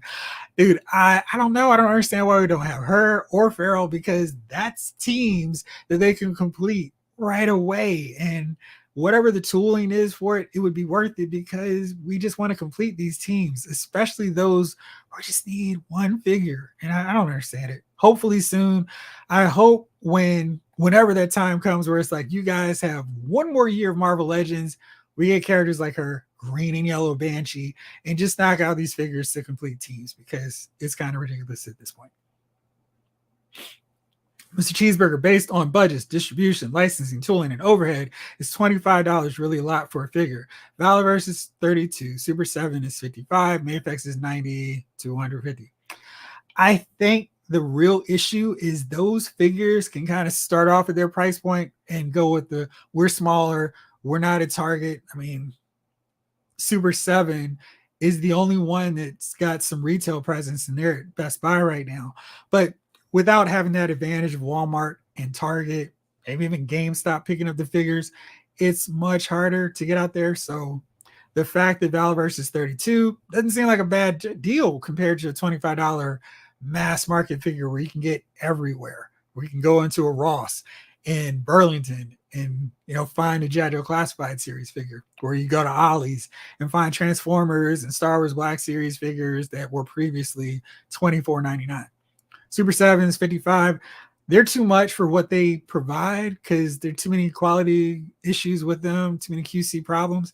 So they need to be cheaper. Mayfex is expensive, but I feel like they're a line where I'm kind of like, yeah, it's a little bit of money, but the figure quality is really good. The accessories, I feel like they do a good job of maxing them out where it's not a thing of, they should have had this, it should have hit this. Why do they include this? This is a really obvious thing. They really include most of those things in their figures, so I'm not mad when they do that. What do you think about that Flash figure from the Flashpoint Cyborg Build-A-Figure wave? I'm going to be picking up. Absolutely. That might be their best figure next to that Nightfall Batman that we get this year, because those two look super classic. And as long as they have good articulation, they're going to be in my top 10 figures in 2023. No questions asked. People need to stop wanting crowdfunding for everything. Yeah, I don't think everything needs to be crowdfunded. I feel like, you know, these ways, I mean, with so many online retailers, there's ways for people to get their stuff out. And, you know, Extreme Sets doesn't crowdfund. They just have their stuff out there on their site. They go through other retailers online. And I feel like there's a valid way for big companies, especially Hasbro, Mattel, to do that without having to go that route. Val is indie, but I feel you get a lot more with those than with most lines. Yeah, they put a lot of accessories in there, and I think that is absolutely one of the things that matters most on these. Danny is way overdue for him to get a figure. Absolutely. Hey there, slow to put out the figures. I got a taste and want them all right now. Epic LVL Purple, thank you so much. Come on, chat. Let's get Jeff and Mayflex Nightwing in hand ASAP. Now that would be a May miracle, but I will take it. Thank you so much. All right, let's see. Power Turtle Buster Reviews is painting his Ryu figure, he said. The one from Jada Toys. That's not good. That Ryu made out of rubber. Yeah, it's got like that Hot Toys skin where you can pose them. That's part of the cost, apparently, with super flexible new material. So you can do all the poses without breaking up the sculpt with joints. I really love seeing those kind of figures, and assuming all those points hold up well, it's a really cool thing and a good deal. Would love to see a new Thundercats line by Mattel. Yeah, I was kind of disappointed they didn't knock those out sooner. Northern Nomad, thank you so much as well. What does McFarlane have against doing more female figures? I don't know. I mean, because when he does them, it's like, it's a good figure, dude. Do more of them. Like Catwoman figure with the diaper issue aside, he's done really good figures. Like the Superwoman, really solid. The Superwoman or Supergirl figures, really well done. I mean, a lot of these Wonder Woman figures, outside of the likeness to Gal Gadot, really strong. And it's just like, dude, if you make more female figures, we'll buy them. I will happily buy a Black Canary, Zatanna, Poison Ivy, Vixen, Bumblebee, even Starfire, Raven. You know, I'll buy them. Just keep cranking them out. Let's make those happen. Methoric just pre-ordered Goblin and MJ as well. Can't wait. I'm curious, for those of you who are getting those, are you buying them more for the superhero or for MJ, Aunt May, the civilian figures? This is the live I like watching. Others be obnoxious and rude, which I think is cool. I mean, if it works for him, it works for him. But I'm all about, let's have some blood, let's have some fun up in here, and let's just talk figures and have a good time. But thank you, I appreciate it. Northern Nomad apparently said female figures don't sell more than male characters. I find if you do Earth 80 version of Wonder Woman, then she's probably not going to sell as well as Batman from the comic books. And that's just me throwing out a wacky thought. I mean, it's not like he's done an abundance of female figures to use that as any kind of frame of reference. And when he does, they're not the versions that we want to see, which is kind of the problem. And that's why no one's buying the Injustice version of Supergirl, and where it's like, we just want a regular Supergirl time. Focus. An 80s kid from the 90s. I'm speaking ever here. What aliens would you like to see from the rumored Ben 10 line? Mine would be XLR8 and Vilgax. Yeah, apparently Power Town was sold as a convention in St. Louis this weekend. Terrible. I want to see those figures. I'm waiting to get my shipping notification. Speaking of shipping notification, I did go down and pluck and get those Silverhawks from Super 7. So I've got Bluegrass, Steel Will, and Windhammer on the way. Hopefully breaking them down on here. If not, for sure, over on the website, loudmoviefiles.com. Haley, how long have I been collecting for? Since forever. Basically since Star Wars, the original vintage collection figures. Well, they weren't called vintage figures, they were just figures. Start off with Mego. So I had Superman, Batman, Spider-Man, Robin, etc., and a few Marvel characters, Iron Man, Captain America. But that's kind of when I first started. When I started like choosing, I want these Star Wars, the original Kenner line, GI Joe. I remember the excitement of walking in the aisle of like, what is this? These figures look cool. I want these guys too. So those are the 3 original lines I collected. I had a slight break when I was in college because dudes shouldn't collect figures when we're trying to go holler girls. Then I came to my senses again and was like, I can do both. So yeah, that's my story, sticking to it. Has McFarlane done the Azrael Batman yet? I think he might be rumored. I for sure know we got the transition into Batman version of Azrael. That's super expensive. But yeah, I'd love to see that version. And I'd love to see Mayfex do that one too. And maybe we'll get that from the Nightfall series. Is the Neil Adams Joker the one from the 84 figure? I don't think so. I think they're doing a different version of him. Also can't wait for McFarlane to do Steel. He has that figure, and it is 100% coming, and the figure looks awesome. I am so looking forward to getting that figure because that's one of those deals where it's like, you got it 100%, Todd. That's what I wanted to see. You delivered. And yeah, I feel like he's getting it more often than he's not now, which is exciting because that's showing that, hey, he's going to get these figures that we want to see. And just in case you haven't seen it, here it is in all its glory. It's a really nice looking figure. And yeah, so awesome. And I can't wait to see that Joker coming into my collection. Ski Raider, what's going on? Where's our Wonder Woman figure? Right.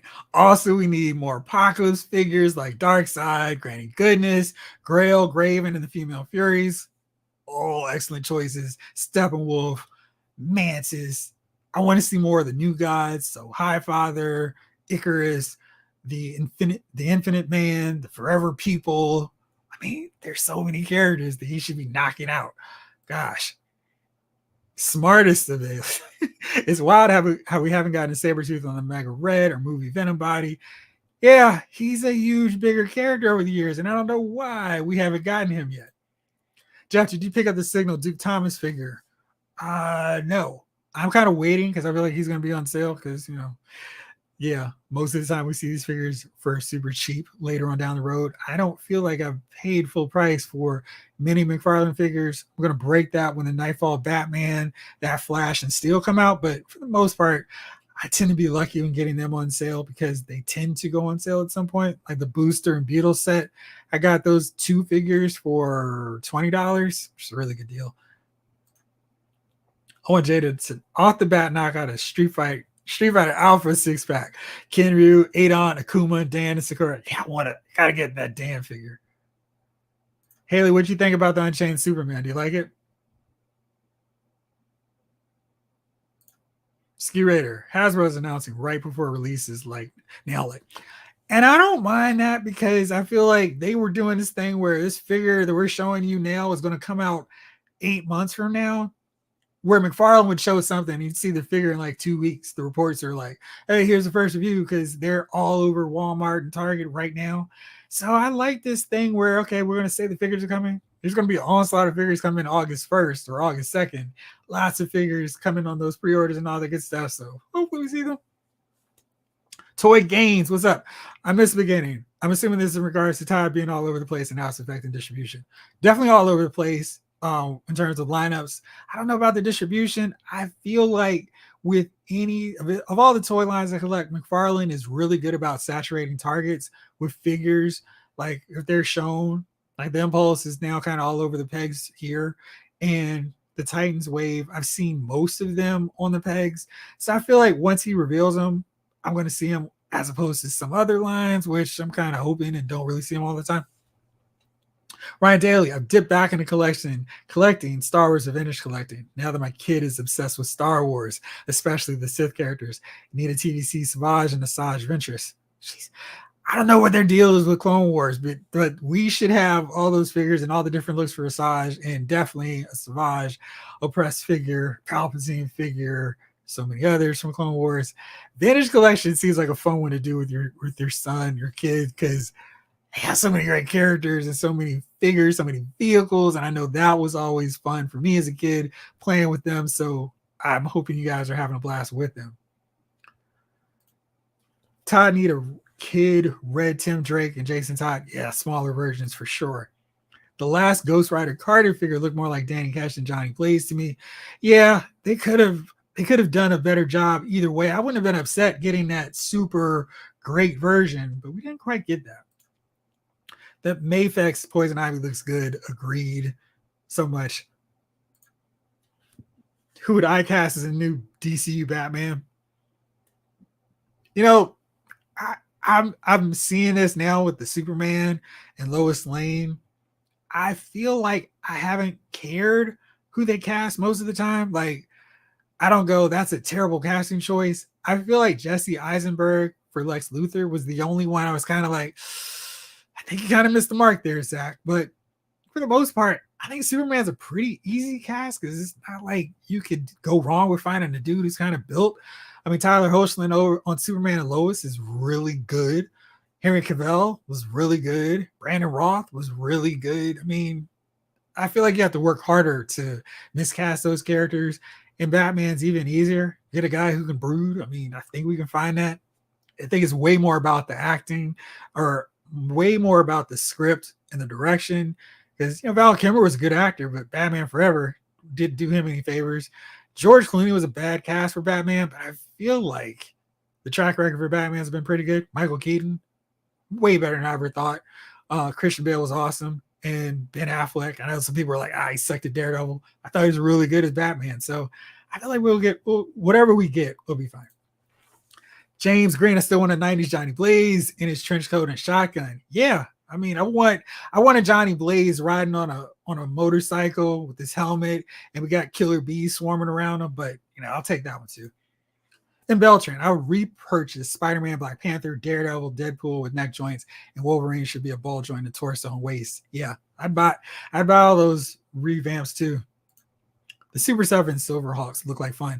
They do, and I've seen some of them in hand finally, so they look really great in person beyond just, this is what it looks like on somebody's review. So I'm probably going to get a lot more of them so long as they don't have wacky Flint and Lady J skin tone. Still upset about that. Glenn, you're talking about Scourge, the Executioner, who is definitely a figure I want to see. I don't know if he needs to be deluxe or Build-A-Figure size, but he needs to be like intimidating. Maybe he's a deluxe size figure, you know, based off the old Build-A-Figure model, but we should get him for sure. LJ and Keller Lionel's more my speed. Aunt and Mary. Yeah, I thought that was more the appeal for people with these 2-pack lines. So I'm curious what the J. Jonah is going to look like. Robbie, of course. Daniel, speaking of Gal Gadot, got the new Wonder Woman figure in person. It's so good. Yeah, I feel like the Wonder Womans he does, he kind of gets her likeness a little bit better. She's really hard to make look right in figure form outside of like Hot Toys, because I feel like when the smaller scale of these attractive people is really hard to convey that in figure form. So it's really impressive when they do get it right. I hate when Batman, Superman, etc. have no trunks and just pants. It seems wrong. I don't know. I think we're all hardwired if we're a certain age that we need the trunks to break up the color a little bit. And for sure, Batman, Superman, Aquaman, we need that distinction. We need to see our trunks. We don't care. We go swimming in swim trunks, and it's fine for our superheroes to do the exact same thing. The Lady Spawn is a good looking figure. Oh, yeah. It did turn out pretty nice. We need another Hal Jordan and Jon Stewart figure after release 3 versions of Kyle Rayner. It's time for an upgrade for them. Yeah, with less techie version and more classic. Since we've seen a way better version of Barry Allen Flash, I'm hoping Hal and John are coming up soon. The good part is, of course, if he does classic, he won't have to do too much to change Hal and John. Just a simple repaint and a different head sculpt. I want an 89 Batman and Joker. I think we're going to see those. I don't think that's a wish list that's going to go unheard of too soon. We heard the Cyborg Superman and Superman 2-pack promo picks is coming May 22nd. Thank you. That is Sunday? No, next Monday. Very good. Cannot wait to see those figures. Who's your favorite live action Flash? I feel like Grant Gustin has to be the winner, but I'll change it and say this: the first live action Flash that actually has blonde hair. I understand why we have to get brunettes all the time, but if I'm choosing Grant Gustin. Jada Toys, we need that Vega figure like now. Storm Collectibles, we need that Vega figure now. McFarlane has been doing a good job because he fumbled the Naruto license by not doing a Killer Bee figure. Yeah, I mean, I needed my Jumpin' Jim Brunzell and Brian Blair figure as much as everybody. But yeah, I'm with you. I got you. We need a Mr. Miracle and Big Barter 2-pack from McFarlane. Todd will completely destroy it. Because based on how he did Donna Troy, making her super Amazonian from everybody else in the Titans, he would make a Big Barter that was actually big. And he would do a really good job with all her great design work. That would be really cool to see. Hank V. Hey, didn't know you did live streams. I've just been dabbling into it maybe for a month now, having a lot of fun. So every Thursday at 8:05 TBS Wrestling Time, I'm on here. So at least every Thursday. Sometimes I do a little bit often as well. So we'll see. Hasbro doesn't like Anakin Skywalker. They don't like any of the Clone Wars characters. I feel like it's no prequels. We're going to focus on everybody else. They're doing a generic Superman and Supergirl yet? We have a pretty generic version of Superman. No, on Supergirl. I feel like the Action Comics 1000 Superman was pretty solid. I think he's done some advancements in articulation so we can have a better one, but that one's still a pretty good one, just as our default version. Noodles! Jeffrey's positive vibes gives me hopes we'll see a HasLab Snowcat. I would love that. With a stretch goal of a snow tracker, of course, even better. I hope you all have a great rest of the night. Noodles, thank you so much. I really appreciate it. And yeah, y'all know I'm really hyped up and hoping. I keep looking at Hasbro's Instagram, checking Emily's Instagram, looking for these teasers. What's the scoop? What's the deal on my HasLab? Because I really, really want to see this. I don't think they can go wrong with the GI Joe HasLab because there's so many all over, so many really great choices. Of course, there's the Dragonfly, which would be amazing. Snowcat, my preference. A Mobat, the Mauler. There's so much stuff on that front. And we're like, dude, when do we get it? I'd love to see it. Sorry, I had to change out my alarm. So okay, there we go. Got to take that medicine for my good stuff so I can take all my pills and make sure I don't mess up. But yeah, so there we go. Back in action. Do you have a favorite Alf episode? Alf is one of those shows that I really enjoyed watching, but I haven't watched it in so long. That amazing looking NECA figure is really making me go, I should take a look at it. But I don't know. I need to find a streamer to watch it because I know I really did enjoy watching Alf back in the day. They need to do a new animated Venom 2-pack. I feel like we're going to see that from 100% with these animated series lines. So I'm curious if they pack Venom with Eddie Brock or with a different character. If I'm not mistaken, that Flash figure from the Bath Wave has the same buck as that Booster Gold and Blue Beetle Ted. Yes. I don't mind that buck so much. I think it held up pretty well with Booster and Beetle. I just hope they fix those lines so they're not painting over the Beatles.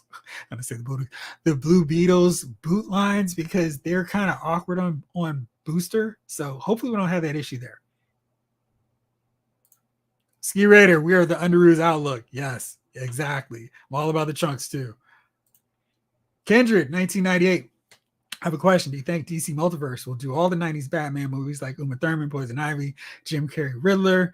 I don't see why he wouldn't, because as wacky as some of those movies got, I think those character designs or those costume designs are really cool. And Riddler would have lots of different options. Now on that leak list, the classic Riddler is coming, and it seems like he likes to overlap. So I don't see why he can just do a whole movie Batman series where he goes from one movie. Because I feel like over the course of a wave and including a Build-A-Figure, he could do so many of these. Like he could do a Batman the Batman Returns wave, Batman Forever, Batman and Robin, and be set. So I don't think that's a bad idea. I think that's something he really could do. Also want a Joaquin Phoenix Joker DC multiverse figure. You know what? I think that's probably something he'll do with Joker 2 comes out. The photo. And of course, I'm forgetting the name of the movie. But yeah, I think that's probably where we'll see that one because it seems like he didn't have a problem doing movie figures. I heard there's a live action pack for Batman, but it's gold label, so you know what that means. Oh, would that be 1966 Batman? Because I would buy those in 6-inch figure form. Snowcat will be coming at some point. Iceberg and Frostbite to go with Snow Job. Maybe not this year, but then the next 2 years, I'm thinking. Maybe sooner. I have no idea. But yeah, on the way. Yeah. I feel like with the teases, we got Snow Job, we've got Arctic Bat coming, and the Frozen Fudgies couldn't have been a throwaway line, right? I feel like there's a pretty good chance this is Snowcat, and I think that would match up pretty well against the Hiss in terms of vehicles. And Frostbite would be a really nice addition, and Iceberg seems like a decent tier figure to go along with him.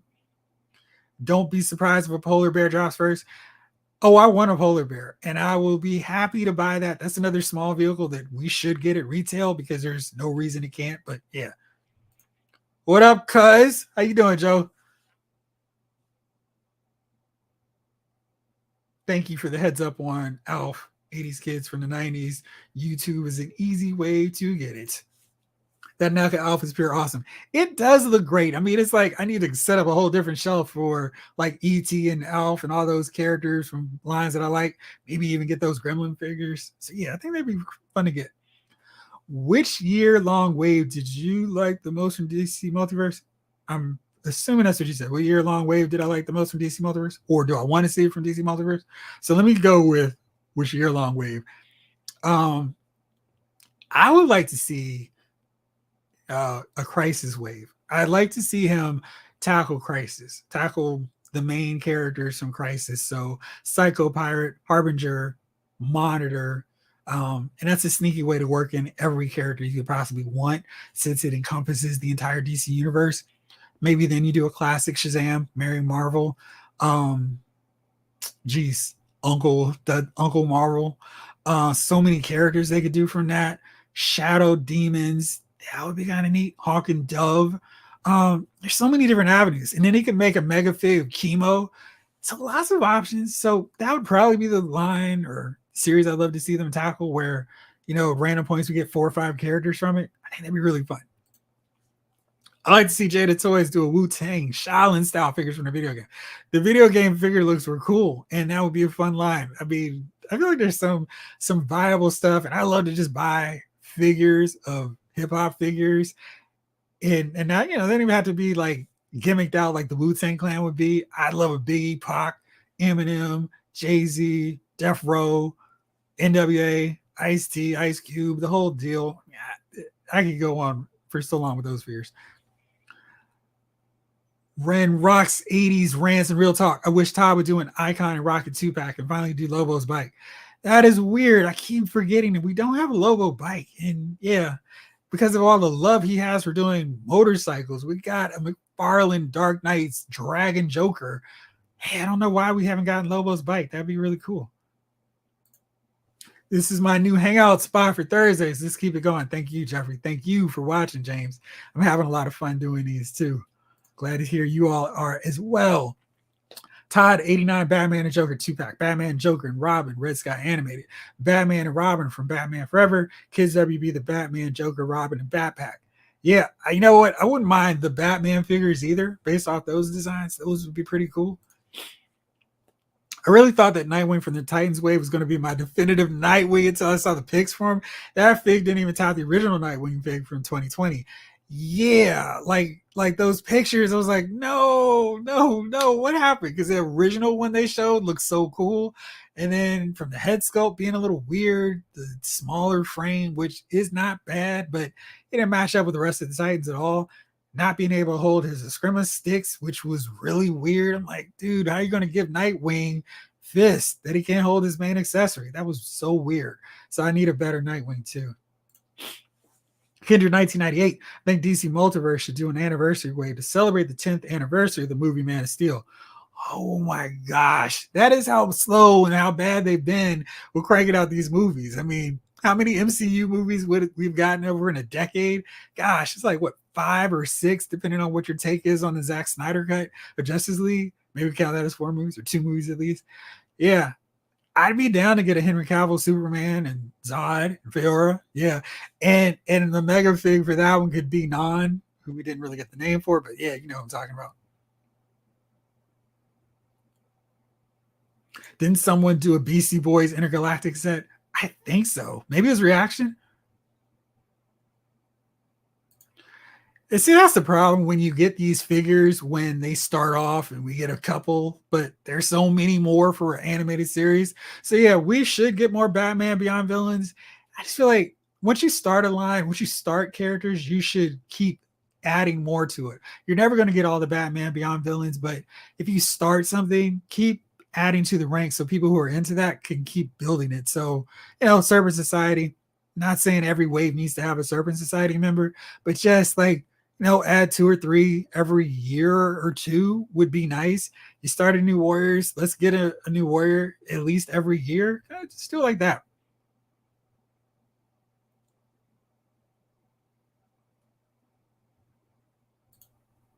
Classic Aquaman. Yeah, I mean, that's kind of where I wish McFarlane would do a little bit more with swappable heads, because the one that we have would have worked fine for a classic, but the one we have is long haired, beard, and eyes looking shiftily to the left. I would have loved to have seen him just do a basic one with the shorter hair, and we could have it that way. Kindred 1998. I want a wave 2 of Dark Knight Trilogy multiverse figures. Yeah, they do Batman from Batman Begins, and Hathaway, Catwoman, Liam Neeson, Al Ghul, and Bank Robber Joker. So yeah, Bank Robber Joker is actually slated to come. Let's see if I can pull that back up. He is on the list of figures that are supposed to be coming. So let me see if I can pull that back up real fast. On this one, yes. Okay, so because you asked for it, here it is again. This is the Bank Robber Joker. He is on that list along with the interrogation scene Joker and Dark Knight Rises Bane with coat. And I think we also asked about this. So Azrael as Batman is coming as well. So that's him, Storm from Aquaman, the movie. Yeah. But so we are getting Azrael as Batman, Bank Robber Joker, interrogation scene Joker. So we're getting some coming. Yep. Marvel Legends Mandarin. I love to get that too. I heard there would be a 3-pack for Superman, Ultraman, and Atomica. Also, we need a Johnny Quick, even though I don't like his rebirth look. No, I don't like his rebirth look either. The bald head for a speedster looks kind of odd.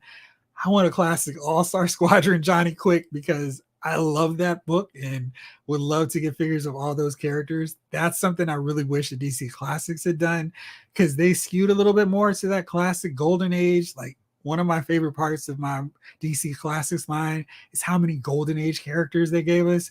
But I really wish they had gotten the core members of the All-Star Squadron, Johnny Quick, Liberty Bell, Robot Man, Shining Knight, Firebrand, Tarantula, Amazing Man. Like, that would have been really cool. And they really did a lot of cool figures, but yeah, it'd have been nice to see. Jamelin Parks. Jeff, I know this is Figure Files, but what are some of your current favorite comics? Anything you're looking forward to? So every Tuesday and most Wednesdays, I review the DC Comics and Image Comics and IDW. So happily we'll break down some of my favorite comics. It's ending, or this last issue where Jeremy Adams is the lone writer, that finally ended. So literally the entire Flash run since the start of DC Rebirth, when Joshua Williamson was writing it, to the Jeremy Adams run, and that was one where I was like, how's DC replacing my guy Joshua Williamson with this Jeremy Adams? Who's this dude? And Jeremy Adams' run on the Flash was so good. It felt like somebody who understood, hey, I have a character. I don't have to break the character and make him all moody and terrible. I can lift him up. And he did such an amazing job on that run that, he's done really good work. And I really encourage every one of you all who like comic books and like The Flash, who like Wally West, to go back in the trades and pick up the Joshua Williamson run and the Jeremy Adams run, because they have been just amazing superhero comic books where it wasn't all this pathos and, oh, I'm so depressed, I hate being a hero. It was really fun and really enjoyable.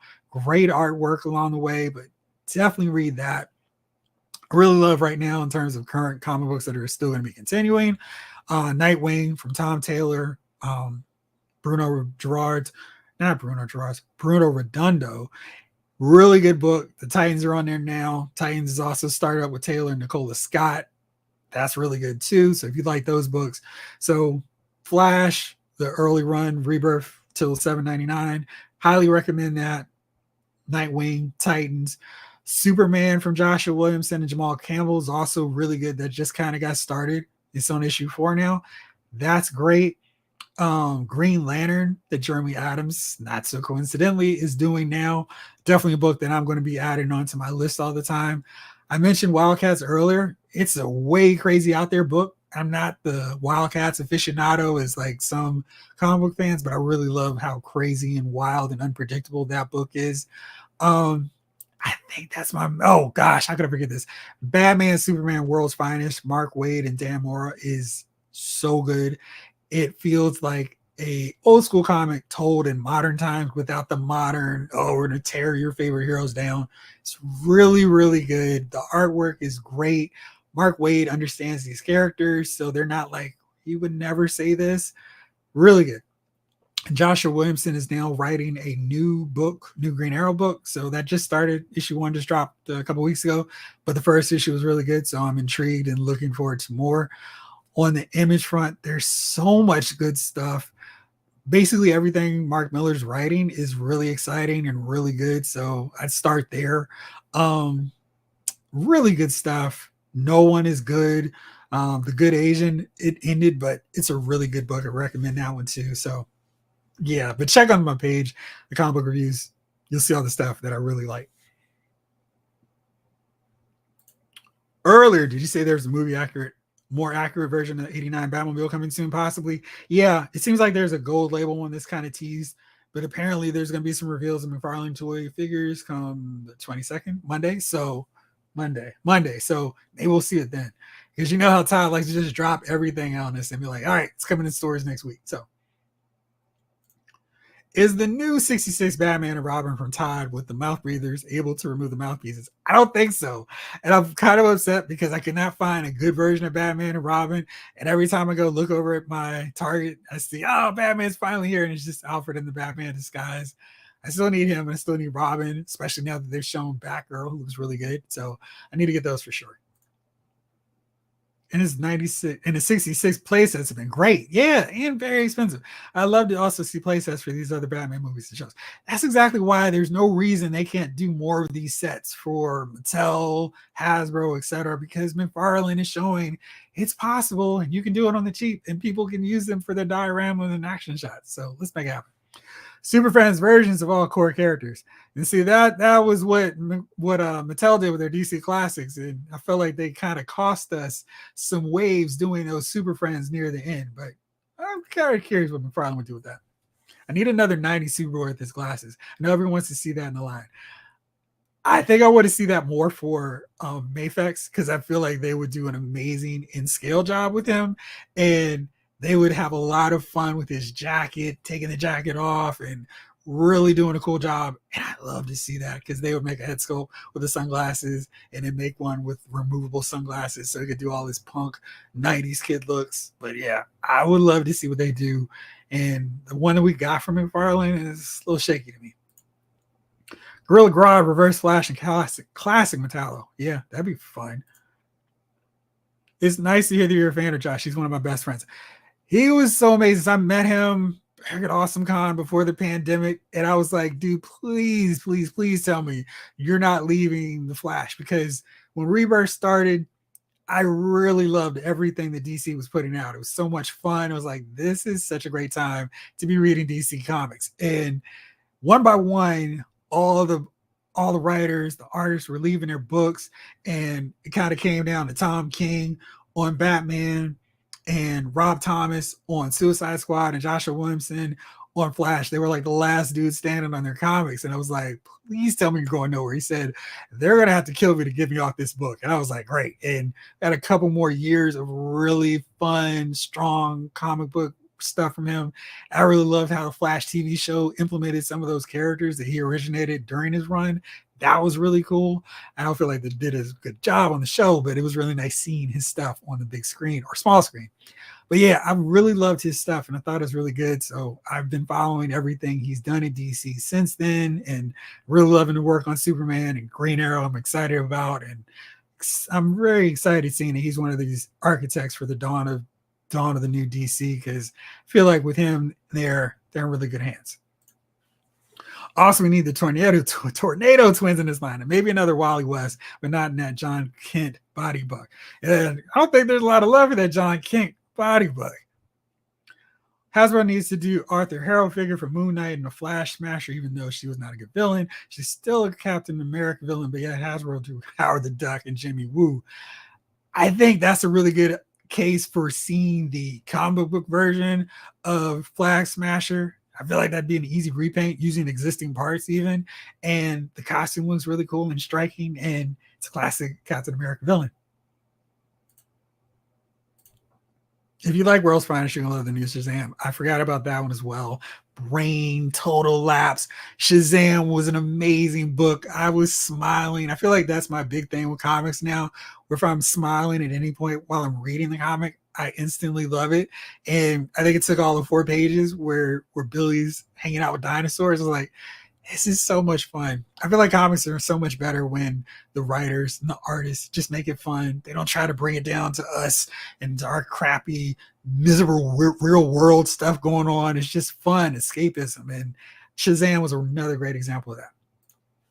What design do you think Gunn will go for at Batman? Classic look, Neil Adams look, or New 52? You know, I would really seriously like to see them use the character costume designers from the CW. I feel like when they did comic book versions of these costumes, they look really good. And as far as a Batman look, my preference is the yellow oval, blue and gray look. I don't really care how sensible that is, because I know they're just always go, oh, he's black.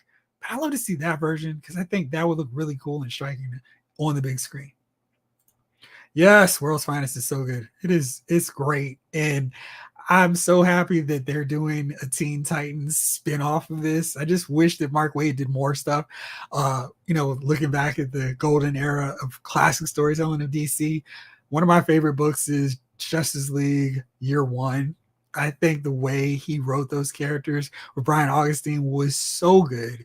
And Barry Kidson's art was amazing. And I love reading that every so often because it was so classic and great perspectives on this classic team. And after I read that, I was like, I don't care what the continuity is. Black Canary is the original member of the Justice League. Did you see the new artwork covers for 3 Jokers? No, I need to check that out then. I bet that would look cool.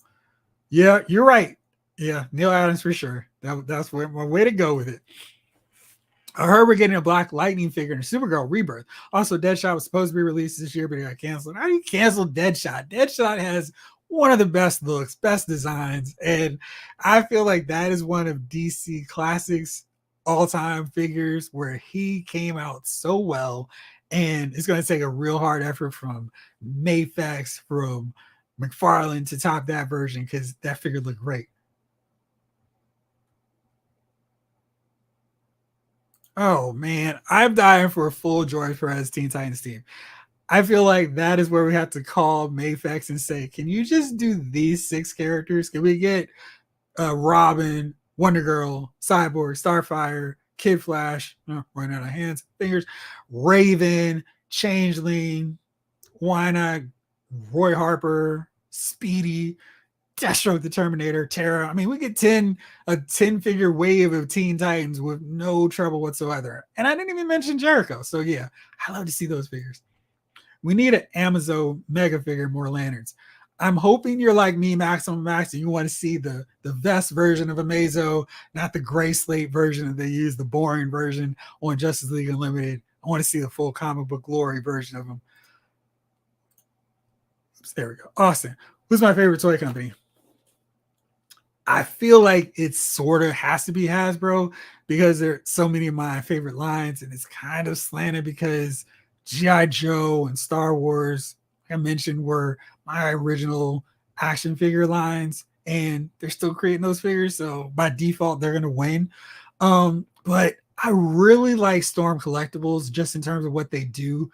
I think they're worse than McFarlane in terms of like, ooh, let's do this line. Let's do this line. I mean, they're doing fighting games that I've never heard of and properties. And I'm like, yeah, that's great and all, but can we get Blanca? Can we get Dawson? Can we get Cody? Can we get Guy, Mike Hagar, Rolento from, Street Fighter? Can we finish out more of these Tekken figures and get a Johnny Cage, Sonya Blade, Jax figures from Mortal Kombat?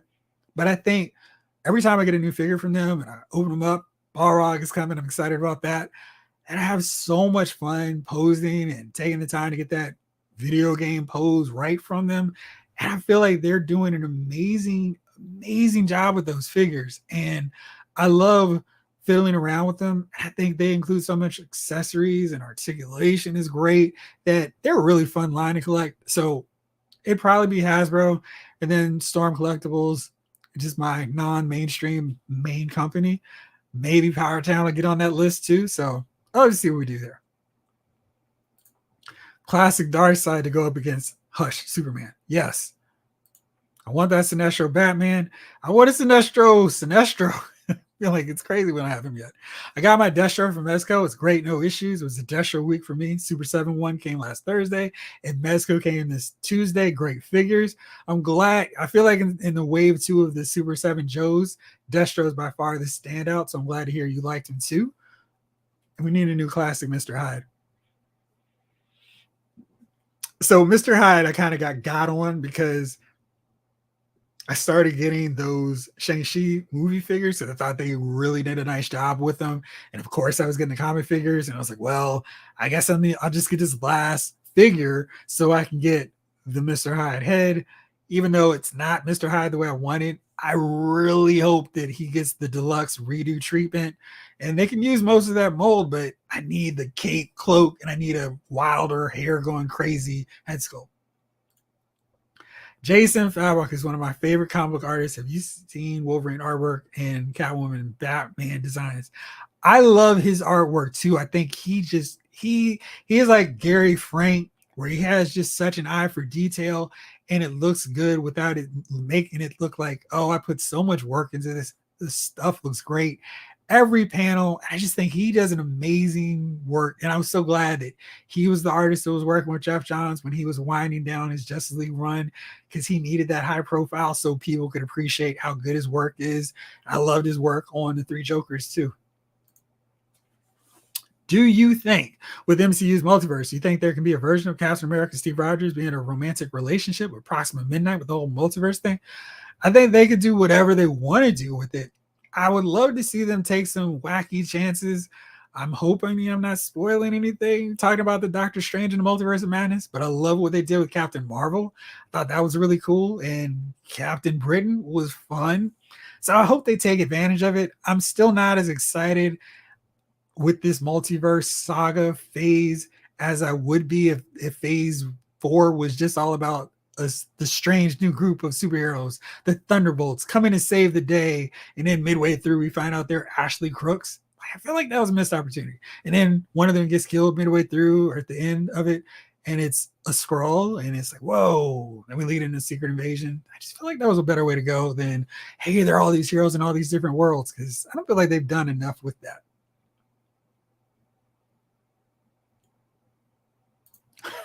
Ski Raider. They need a Guy Gardner One Punch by Batman episode crossover, the Green Lantern Show and the Batman Family Show. I need a Guy Gardner so he can get punched out by my Nightfall Batman for sure.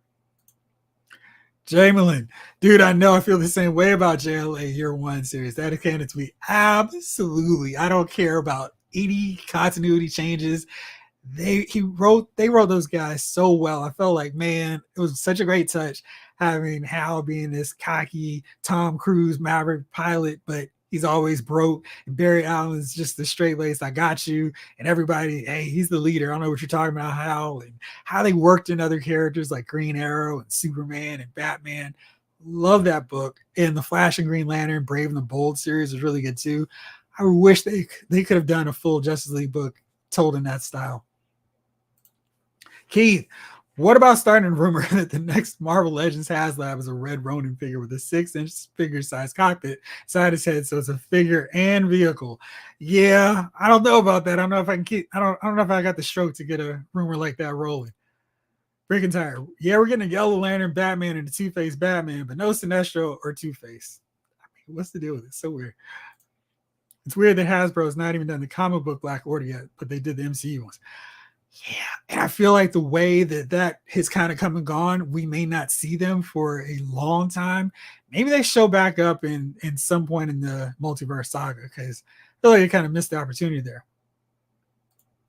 I did see the loose collector version of Mr. Hyde. It's pretty cool and wild, kind of more of what I wanted to see from Hasbro's version, but we didn't. Jamelin, is that a new series? No. Justice League, it's JLA Year One. It's really good.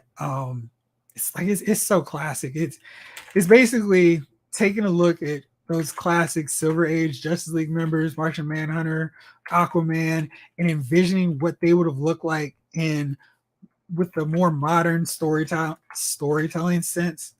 It's really cool just reading those characters with, because back in the day they were all like, oh, I'm so perfect at doing everything just fine.